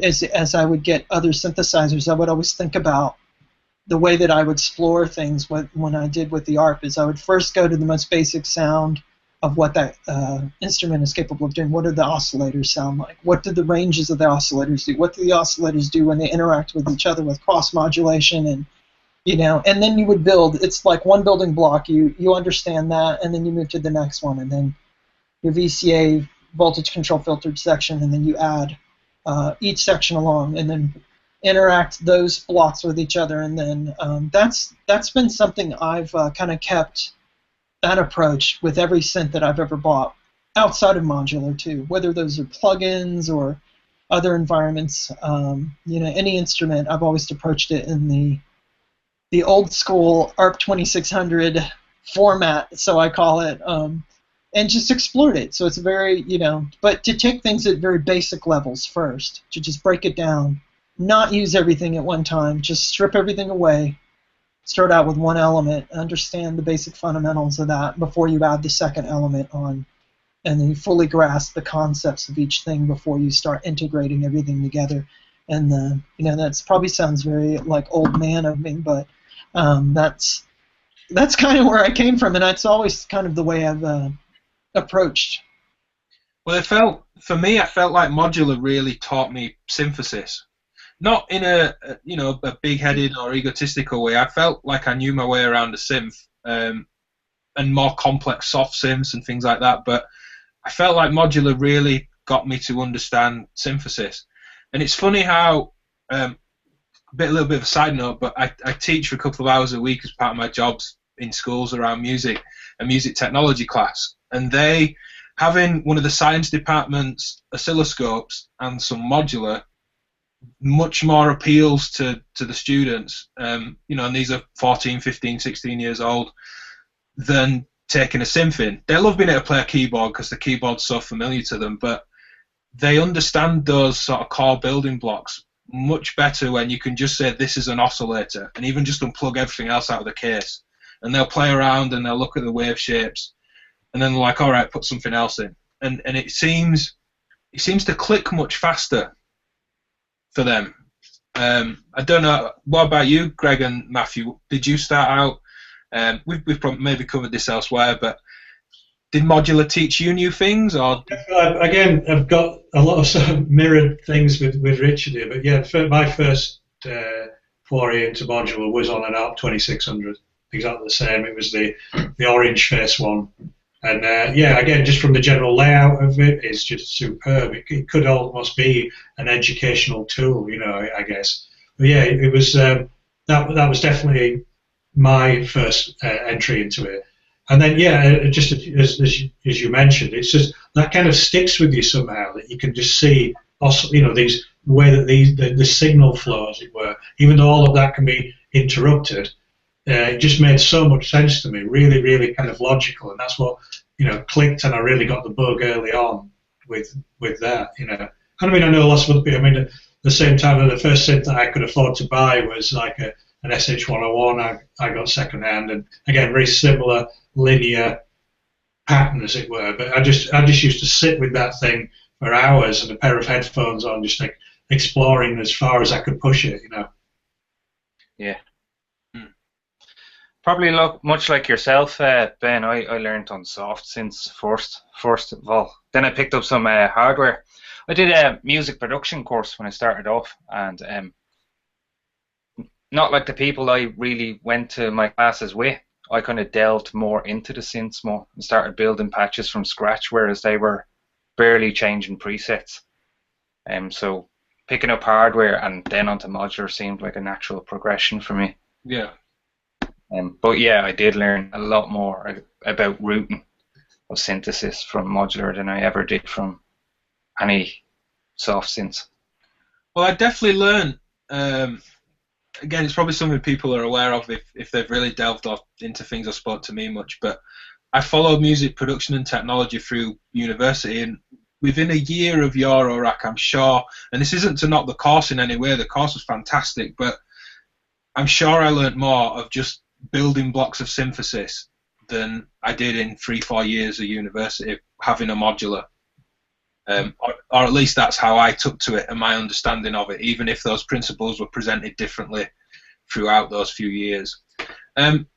One question, and from live playing, this sort of personal interest for me, Richard, how are you getting swing and groove into a patch? That's one from Carl Walters.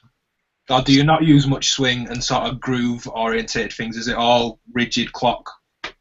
No, there's swing. I actually use the swing parameter knob on the circadian rhythms a lot to swing the patterns out. Actually, the first 4 songs in my set are all 100% swinged in at the slower tempos, and then I kind of play around with that a bit just to slew out the placement of some of where the gates are happening. But I do use swing quite a bit in my show. and in live, and in the studio for rhythmic stuff. It's definitely something where I like to. Yeah, I don't like always things to stay on a perfect grid all the time. Actually, I'm trying to get polar opposite of that. I'm trying to be more organic with my rhythmic stuff more lately, and get things to happen, not always to happen at the same time, and placement-wise, also not to always be, happening directly on the downbeat or whatnot. But yeah, no, I do use it quite a bit. I definitely use it quite a bit. So in terms of that moving across a denser patch, does that translate because of this probability-based system you're using, or because things like swing on a clock won't necessarily translate on a clock multiplier if, say, you had a SCM on the output? Or do you like that the swing potentially causes things to move and be a little more chaotic? I feel the swing just makes it. To me, I like the word organic. I think it feels more organic to me. It doesn't sound so rigid and linear, and I think that has been my biggest battle, is trying to make things not sound like that. But that's just because that's what my ears want to hear. I mean, there's other people that are in the polar exact end of the spectrum where they want it to be very linear and they want it to repeat, and they want things to be very predictable, which is completely fine. There's no right or wrong way to do things, especially with whatever musical direction you want to head in, and whatever the music requires is what should be the decision to be made there. But for me personally, like the way that I've been using swing is just to delay things, to slew and delay the gate times a bit. And mostly I like doing it with more distinctive, like the foundational patterns. Like I like doing it to the kick drums and to like the hi-hat patterns, where you can distinctly hear the shifting a little bit, and that you could actually hear that it's not like this, the audience is like, oh, it's not actually on this like super infinitely perfectly timed grid. Things are kind of shifting around a bit, and that's typically. Yeah, I was going to say, do you quite like when, I don't know how aware everyone is of this, but someone like Flying Lotus, that's known for super swung, wonky hip-hop beats. Yeah. Always, and I think a lot of people forget, they're always offset against something straighter underneath in the background. Are you trying to sort of combine straight and swing, so there's a slight mismatch, almost like the guitarist's a bit lazy that night and the drummer wants to push a bit? And do you like creating this interaction, or do you try and create one uniform groove to spread around? I think it's a bit of both. I think I go both ways. It just depends on the outcome. And typically I'll start out with like these grooves that I program in, and then I think about the grooves as a whole group. Like I'll program a few patterns, and then I start to investigate how the patterns work within a bigger context with each other to create other patterns, and polyrhythms and all sorts of things. So I'm always thinking about groups of patterns rather than just being one loop or one pattern. I try to think of things in like groups of 8 or 16 where I can sort of derive ideas out of different variations based on, like a groove, and then generate content from that, rather than working like from a loop, and then I just stay kind of locked in that loop and then work from that loop. I'm trying to, I think I'm more pattern-based, if that makes sense. More groups of patterns. And yeah, because I really like that, like I mentioned, to relate to sort of a band, as it were. Mm-hmm. The guitarist feeling lazy one night, the drummer's pushing. I really like devices. Well, I've been playing with a Variegated 4 for that, where the clap might be slightly early, the kicks ever so slightly pushed, the hi-hats have a bit more variation in what they're doing. I imagine the circadian rhythm works in a similar way in terms of letting it breathe in a similar way. Multiple people, I didn't catch the real name, asked, what are you looking for or feel is missing from current options in terms of, well, any modular option? Is there anything really specific you'd like to see? I think we talked a little bit about it. I still think there's the issue of having a really good mixer, performance mixer. And I know there's a couple companies addressing this. We were talking about WMD and Topo Brillo, and I saw the new performance mixer, the Qubit, was working on at NAMM. And I'm really excited to try some of these out because that's one thing I have not really kind of sorted out yet with the show, is getting a good mixer that allows me to go in and has a decent amount of real-time control. I'm able to do lots of quick function changes, aux in returns, mutes, solos, level changes, level control, things that you're controlling throughout a performance that, but also in a kind of a smaller size factor, which I think is very difficult to do, just the nature of the circuitry. I think no matter what you're going to do, you're still not going to get away with something that's very small. I'm using the old Mutamix from IntelliGel, which is great. Yeah, I use that. Yeah, they're great. It's still a great design. You can CV mutes and do things like that. It's just a nice small size. But I'm still looking for like the perfect small form factor performance mixer. It doesn't have to have all the features, just mute buttons, a way to solo certain channels, level controls, and something like that. But I'm excited. I know there's new things coming. There's a lot of new stuff coming. I get to see a lot of new prototype stuff that it's going to be released in the year to come. So I know there's exciting things coming, and but as far as like that goes, I think it's a very basic thing, but it's a problem that I keep running into, like, especially if you're getting into more of a dense patch where you're running like up to 16 or 14 channels of audio outputs, and you still want to have some good level of clarity with all individual channels and have gain control and maybe some pan control and stuff like that when using mixer. Ideally, yeah, that's what I'm looking for. I don't know if you guys, I was using the Micro Mixer 16. You guys remember that mixer? No, I don't remember that one. Let's see real quick this one here. So.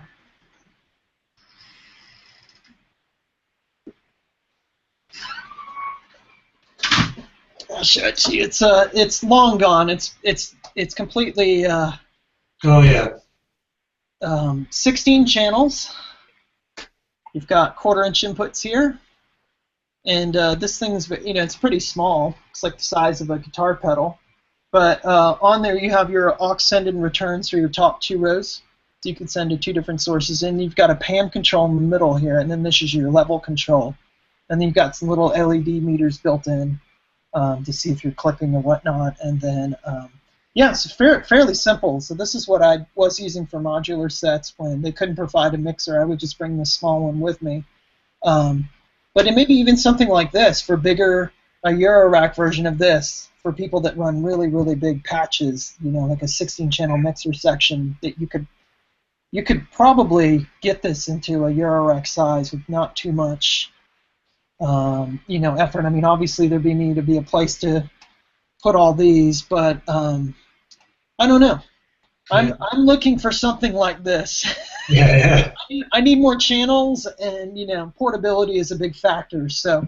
It's quite odd that kind of it's taken a lot of kind of modular manufacturers this long to almost like to bring their approaches to the simple thing of a mixer. I guess a lot of people may be thinking, oh well, people are just going to use an outboard mixer, so we don't need to make one in Euro. But it's almost like missing the point, that the fact that in this CV control environment, that's kind of crying out for a mixer that can respond to CV control. I know that I don't mean that there aren't any out there, but for someone to really address having everything controllable, like PAM, everything on the CV, it's just, I think it's weird how it's almost taken this long for that to kind of trickle down.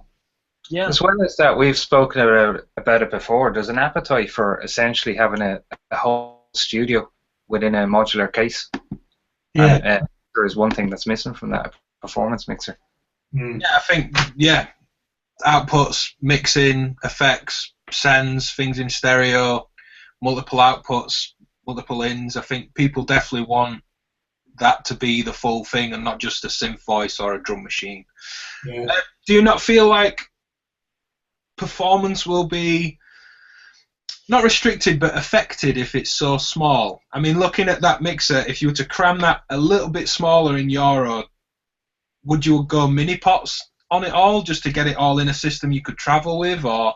Probably mini pots, yeah. And I realize that it's not ideal always to go way small, because that does affect the performance aspect of being able to control things in a very articulate way with such limited space. But it's tough. It's all tough. You're all working with like restrictions, restricted space, HP space, power. There's a lot of restrictions working against us. I'm just dreaming, I guess. I'm having this. If I could have the perfect mixer, I'd love a 16-channel mixer with. It doesn't even have to be very fancy. Just less stuff for me to bring out, really. The only things I've been bringing out are pedals, maybe a pedal or two, a couple of Eventide pedals or Strymon pedal. I'm trying to make things more simple, less complicated, and do more within the case, in the case itself, rather than having all these external components that I have to use in conjunction with the set to make it all happen. So trying to unify everything into a more simple interface and have, if I can eliminate having to carry out or have a venue provide a mixer, that would be great. And also having, like we were saying before, the ability to have CV control over that, so the patch can actually control the amplitude, the panning. That would bring things to a whole new level of, now you're playing with not only the patch but the dynamics and everything as well. Can really, really change everything in a really interesting way. And that's what I do a lot in the computer with automation. But I just, because obviously with the computer, the mixing environment is already set up for you. You have it all right there in front of you. Whereas we don't really kind of have that, that setup with the modular. It'd be nice if they built cases where the mixer's built into the case already. Anyway, I would have loved that idea where they're starting to get into these, the 1U rack stuff with like the small mixers and the mults and stuff like that. But I like Tony's idea with the CV bus, like where you kind of have that part built into the case, where the mixer section would be already built into the case for you. Yeah, I know that Bird Kids are working on the Bird Nest system, which is the idea of the PCB board that is the mixer sits, I guess, amongst the power boards at the bottom, and that there's a 1U bus and these little passive input and output modules. So I guess Bird Kids are the only one, I think, that are doing that at the minute. It's potentially one to watch. That's what I found with my with the portable Dofa case I've got here. It was the Dofa one that just had the two strips of wood at the top and the bottom. Well, I just took those out and I made like a ton of mults that go across, and then on the top row that I've made a 6-channel mixer, and at the bottom I've made like 6 channels of attenuation as well. So that it makes that case I don't have to have loads and loads of modules just taking up simple duties like mixing, etc. So yeah, it was a really kind of neat fix just to put them in there. But yeah, it's right. I'm surprised people haven't come up with that situation and go, there's your case, there's a mixer in it, just go fill it with modules. Yeah. I mean, for the third time, as if Pulp Logic have sponsored me for this show, having the outputs on the case, I absolutely love. Who makes this case now? Right, yeah. Pulp Logic. It's the same guy that does all the 1U tiles. Those outputs again, Ben. I didn't kind of catch the. So there's an output. There's a 1U tile module that's an output. It's just a left and a right and a volume control as well. And then you've got light and headphones on the case. That's awesome. So having output at the top. Well, you could move it wherever, but 1U tile, volume control, outs on the side. That and a little bit of mixing would be amazing. Great idea. Yeah, that's exactly what I'm thinking. What he's already doing with that case. That's really outs on the side and. That'd be great. Don't IntelliJ do it with their new case as well? Oh, do they? Right. I've not seen. Are they the same thing? The ins and outs are on the side, and it's a tile module, or? I don't know if it's a tile module, but it's definitely on the side. They have outs. Yeah, it's a really good idea. There's also the thing in the mixing environments, although it wouldn't lend itself to you performing with 12U once you'd built up 16 tracks and things.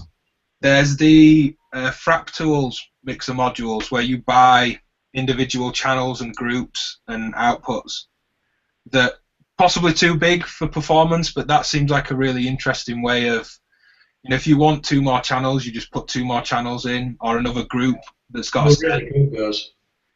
Yeah, I really like that approach. Maybe not, like I said, too big for what you're doing, Richard, but I think that is a nice one. And then, yeah, BirdKids with the bird nest system.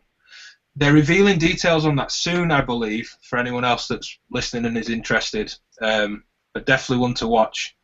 They had the 1U bus at Super Booth, and the board was probably in the case, but we didn't pull everything out and look in the case. But they're all just passive sort of input and output modules, and you just sort of plumb into this mixing system that they're building. And they're looking at making that sort of as high quality, studio grade, as it were. So that could be the one. And then, yeah, more stuff on the sides of cases, if any case makers are listening. I think that's a good idea. Another question for you from Rich K. What's the most underrated type of module that you can't have enough of? Is it VCAs, like the little graphic on the wigglers? It's funny. That is actually, you're funny that you brought up VCAs because hold on here. My wife is messaging me here really quick. We'll keep you. It's all good. Yeah, no, it's all good. It's funny that you bring up VCAs. VCAs are they are overlooked a lot. I use VCAs a lot for all kinds of weird stuff, and it's I don't know how to describe it. Well, it's sort of everything. For me, it was realizing that every depth or level control on any other bit of hardware I touched essentially was a VCA. They might not have a CV input, but that's essentially what it is. Depth of modulation, effect send levels, creating velocity, scaling random values. Yep. Anything that was level or depth, essentially, on a soft synth or a piece of hardware. Totally. It's how you can get nuance, like detail and nuance to things, but with VCAs, I mean, I use them for all kinds of stuff. But yeah, people ask me that all the time. It's like, Rich, I'm just buying a system, my first system. What should I get? What's the most important module to buy? And I go, wow, that's a tough question to answer. Everybody's background's different. You want to tell them maybe get I was like, well, get a sound source, obviously, some sort of oscillator at first, maybe a filter to start out, just to get your basic understanding of things, and then a VCA to play around with. There's multiple different things you can do with VCAs. I love the Linux VCA, the IntelliGel, and the Hex VCA a lot. I use a small Hex VCA in my live setup, and I like doing all kinds of stuff. I program drums and everything you can imagine with a VCA, up to amplitude modulation to doing all kinds of it's I think it's overlooked a lot of times, but you could do some very organic, interesting things with VCAs that just think about shaping amplitude. You could shape it any way that you want, and whether you're making kick drums or hi-hats or snares or long evolving drones, or you can really do anything with them. I tell people all the time, you can do anything with a bunch of sine waves. Yeah. Just give me a bunch of sine waves, I can make anything. Give me 1,000 sine waves, and I could really I could do whatever, anything's possible. I think the thing with VCAs when going beyond the basic things, and these were the ideas that really started to open it up for me with Modular, when they said take your pitch information and put that to the CV input on a VCA, and I was like, well, why? I didn't get it at first, and they say, well, imagine if you've got an LFO in the VCA, and the higher the pitch goes, either from a random source or a sequence, the more modulation it lets through, or you invert it, and the lower the pitch, the more modulation you've got. And I think trying to create those connections between different parts of a system is what I find more exciting. Or, you know, the higher the pitch, the more noise it lets through that's going into a mixer, so you mix in a saw wave and noise, or any of those sorts of interactive... It's like expressive nuance you can add in. That's what I always look at VCAs as being, you can add those, like, just like you're talking about, a little more textural details and bringing things more to life. You can add more, make it more expressive, you know, whether it's with volume or letting more through, and it's they're really fun. I mean, they get overlooked a lot. They're looked at as boring modules to buy, I bet. But it's one of those things, is the more you practice and play with it, the more you discover what an interesting tool it can be to use in multiple different applications within a patch or you know, within your system. It's very crucial, I think, to anybody's setup if they're looking into that. It's funny, I would choose VCAs over filters.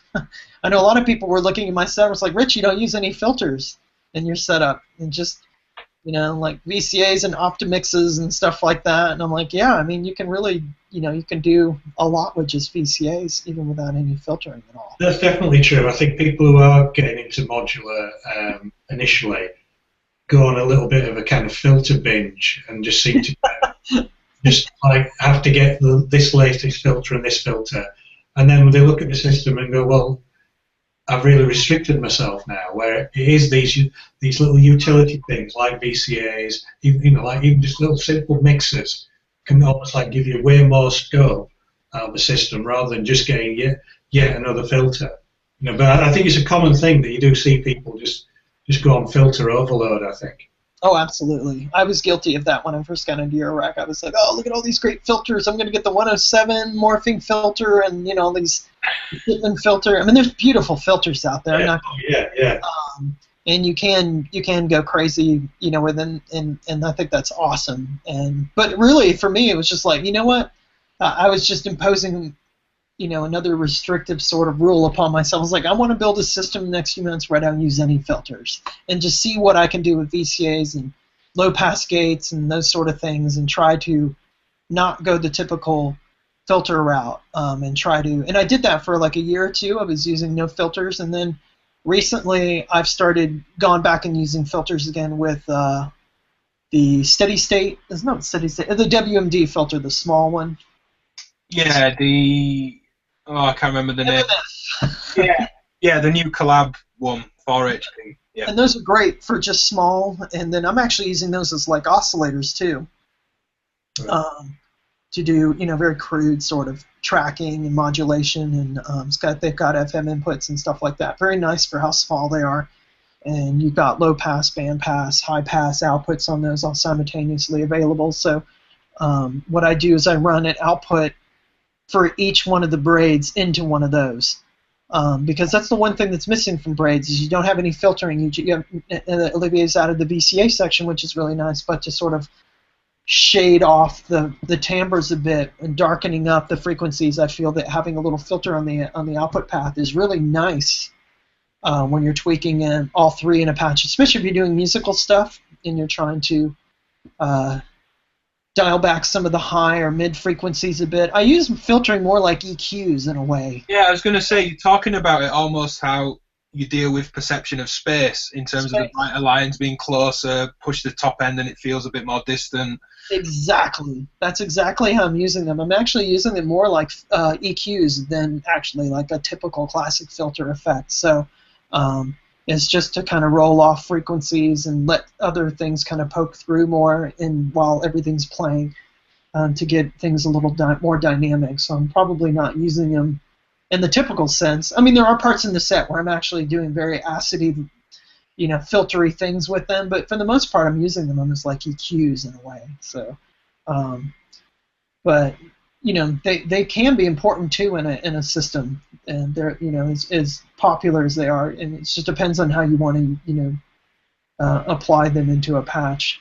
But yeah, it's funny.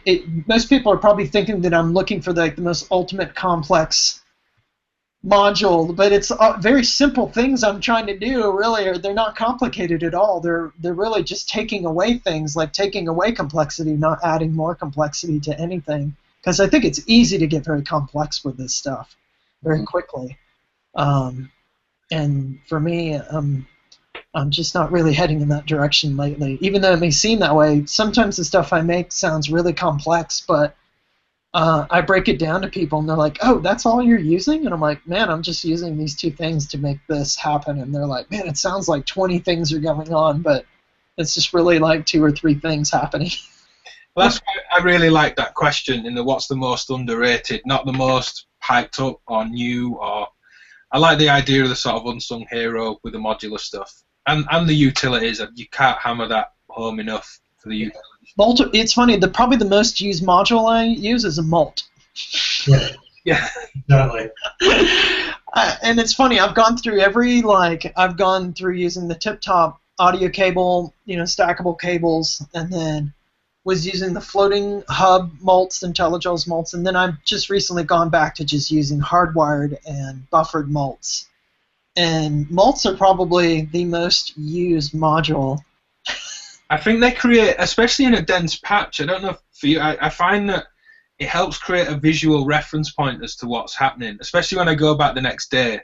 You sort of see that this corner that has a mult in, that's the hub of all the pitch information. I find that easier to follow than like stackable into another stack. Oh yeah, me too. I did the same thing of it being going through stackables. I found them useful, and then you can step back and then just wonder what the hell's going on. But when you've got quite a lot of separate mults, you can go, right, those are my clocks, those are my pitches and stuff. And then you can just go, right, I can see where that's going now. I use a label maker. Those little portable label makers that you print out things. I'm doing for my cables and stuff. And what I've been recently doing is I buy those little $60, $50 like the IntelliGel mults, passive mults. And then for the top sections, I'll put, print C out for CV voltages. Sometimes I print out CV, and then gates I'll do for the bottom section. I'll just print out a little G and then stick it on the bottom. And then I'll stick those. And then, just like you said, it's a great visual reference point to what things you're clocking. It's like, oh, I know that I've just multed out this CV source, the sequencer sending out this signal out to these parts in the patch. Yeah, it's a great way to kind of get an overall global view of where all the what's happening in the patch. Is as simple as that is, it becomes an crucially important part to every patch that I make. Just to be able to multiply these signals, audio or CV or gates, and get lots of things happening very quickly without having to use extra or waste other modules for very simple things. If you just need gesturing or control or triggers or whatnot. So, I've got one last personal question before we sort of round off. It's been mentioned a couple of times. Gestural things. Is the performance for you all about interacting with the modules themselves, or have you gone through phases of using like joysticks and touch controllers and more sort of human interface type things, or do you prefer the just moving knobs on modules? Oh, I do use joysticks. I use like the IntelliGel Planar, and I have quite a few other modules that offer gestural control, and I really like those things actually. For more in the studio, from when I'm making sounds that definitely have to move in a very specific way for a specific application. And I have used joysticks and stuff live. It just depends on the performance. I did some stuff with the Make Noise shared system. I was doing a few performances with that and doing some gestural effects controls and things where I could automate multiple different effects pass with one joystick, like shift things to be more granular or have more delays and reverbs and things of that nature, where the actual pieces that I was actually playing were gesture based. They're all based on like gesturing things. But the latest set that I've been working on is more rhythmic, which doesn't really require much. Well, that's not true. There's certain things that are happening that are gesturally happening with knob controls, or I have like a thing that I like to do is mult. Like a sequence of event, like a random sequence, kind of like the morph controls on like the Nord modular, where you could have like one parameter controlling multiple different parameters. It's kind of like creating macros in software, or like kind of doing that with the modular and stuff, where I have like where I could do these drastic changes really quickly and then take away those drastic changes and allow nothing to happen. So I've been using modules like the Batnumi, I think that's how you pronounce it. The chaos devices, XAOC. I've been using that quite a bit, and the ModCan, and then what I do is I mult out the various outputs of those to give me varying different CV values of things that kind of control different parts of my system. And then sometimes I'll mult one into the other one, mult out from the Batnumi into the ModCan, and CV the LFO control shape.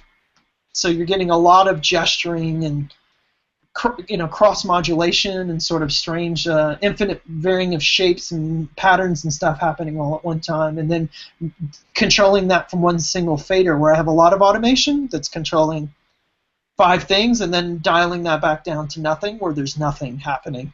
There's a lot of that going on within my set, and with the way that I'm using some of these modules. So it's being able to do a lot of activity and then no activity.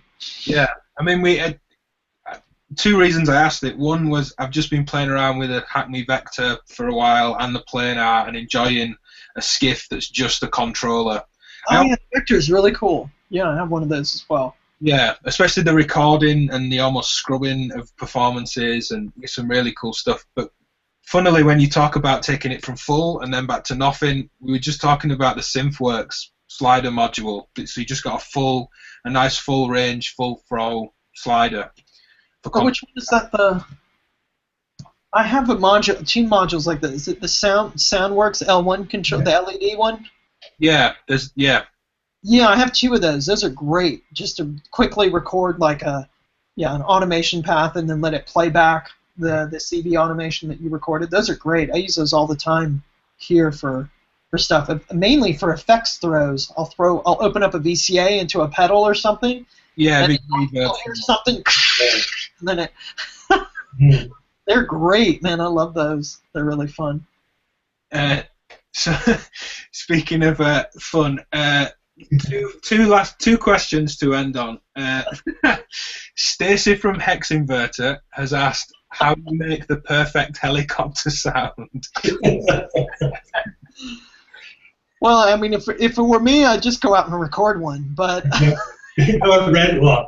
I told him 2 nice microphones to go record them. And I'm the kind of person that would be like, no, let's just go record one. I'd much rather go record one than make one in the studio.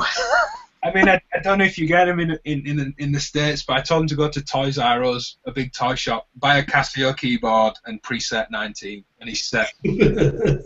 Helicopters. And then the last one from Chris Randall at Audio Damage.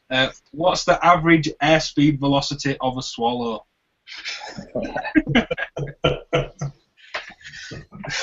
Oh, Chris. I love Chris. I hope he's watching, because I'm sure he says stuff to me, and I'm sure he don't think I'm going to go through with this.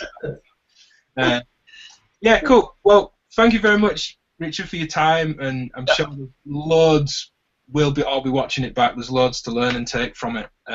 Brilliant. Is there anything that you want to sort of plug as we close out? Anything you want people to check out or watch out for? Let's see. I don't even. My brain's. Yeah, I mean, I don't really know. I'm always so bad about plugging anything. So, yeah, I really don't have much. Like I said, I'm just working on a new album that next year I'm going to try to get released. I've had just so much sound design work. My day job is like, it's absolutely nuts right now. And it's with all the. That's an entire modular album. You say that's all modular recording. Yeah, and I'm going to try to document each patch, so I'm going to record each song as a video, but the actual video that I record will actually be the performance that goes in the album. So, and what I want to do is document each patch of the album, so there's like a diary, so you have a collection.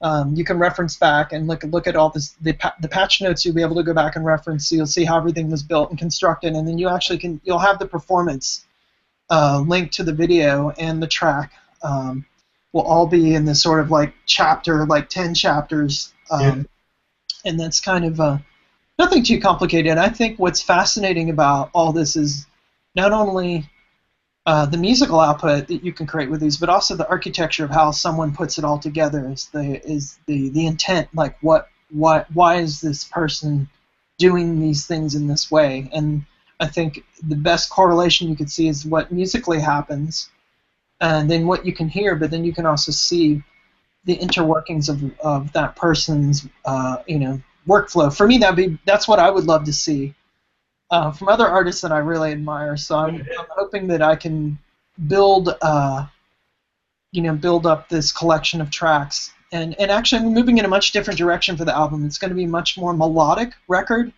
where it's going to be these very musical pieces that are not going to be very noisy and disjuncted like my normal typical stuff. My goal is going to be to make probably the most beautiful collection of music I could ever possibly listen to with the Modular, which for me is a very challenging task, because it is hard to do very musically precise, beautiful things with the Modular. Although the things are getting better, those things are getting easier, but I really want to put the challenge upon myself to create like this really beautiful album that I could just put on, go to the beach, and just listen to this really nice collection of tracks and just kind of zone out, and zone out too. So that's kind of my goal. We'll see if I can achieve that. I don't know. We'll see. Yeah. Do you think that will influence and change the performances that follow the release? I don't know. That might.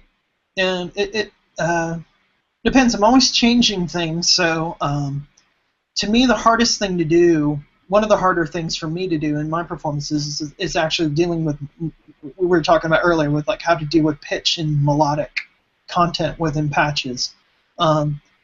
There's still not really a good system for that for me yet, unless there are some devices out there that can do these sort of things, like the circling sequencer. I know that can do pitch changes. There's a lot of things you can do in that sequencer that can kind of be the main membrane control of a set. But working with like just specifically Eurorack modules right now, I'm still haven't really found the perfect way of dealing with CV and pitch and changing the scale and quantize the pitches of all these oscillators that I'm using in my set, and having to do it all by hand, which is not the best way. But I'm hoping that'll change. I'm hoping that in the future, like, it'll allow me to do more musical a wider spectrum of musical things as that stuff gets better. So I'm hoping down the road I'll be able to do these really, really beautiful composed sets where the changes will happen over the course of an hour, and you can hear like 10 or 12 full music tracks. And I know my friend Colin Benders is working on this too. Yeah, we met Colin at Superbooth and spoke briefly about polyphonic modular. Exactly, yeah. Colin's doing some great stuff. He's researching that area quite a bit right now. He's really up for coming on as well. Bit of a self-promo plug, but we will have Colin on to discuss that in the near future as well. Definitely. Yeah, we've had some discussions about that, multiple polyphony and how to deal with that. And he's been using the ER101, which is an amazing sequencer for writing. Very long, very similar. The specs are very similar to the Modcan. I think actually the ER101. I have an ER101 too. And I think the pitch holds a little better on the ER101 than on my Modcan, but it's bigger, and also I would need the expander to store my patterns with the SD card, so I'd be eating up a lot of Eurorack space to get the ER101 and 102, which I think is still probably a better option than the Modcan, but that's what Colin's been using, and he's been getting some beautiful. Just really beautiful things. Just being able to do root note changes and stuff, like with you're in a scale and then you change your root note. Kind of similar what you can do with the Metropolis and with IntelliJ, some of these other sequencers that I really like. They're just so big. I need smaller smaller stuff that could do some of these sort of things. So it's like I said, I'm dealing with restrictions, but still at the same time investigating new stuff to improve. into a smaller system and not try to buy every big module and hope that that'll solve my problems. And sometimes that does. Sometimes that does be the case, but trying to do it with less stuff. Yeah. Well, I mean, for me, that sort of musical thing, it usually involves the ADAT quad quantizer or multiple quantizers, a unity mixer, CV sources, switches. It just eats up a lot of space, which, as we discussed for the main bulk of this about being live, you've got no chance. It's a bit like creating the big mixer, like we said, with, if you had a couple of compressors, some effects in there, you've eaten up 6U by the time you've got 8 full tracks or 16 tracks. It gets pretty crazy. So anything from you or you, Matthew, or Greg, to sign off on? It's just been great. Really, really appreciate your time coming on and talking about these things. It's been really good. Yeah, really enjoyed it. Thanks. Yeah, great. Well, we'll leave it there. Links will go up. There'll be links in the description for stuff to check out. And yeah, thanks again, Richard, and we'll see everyone soon. No problem. Yeah. See you later.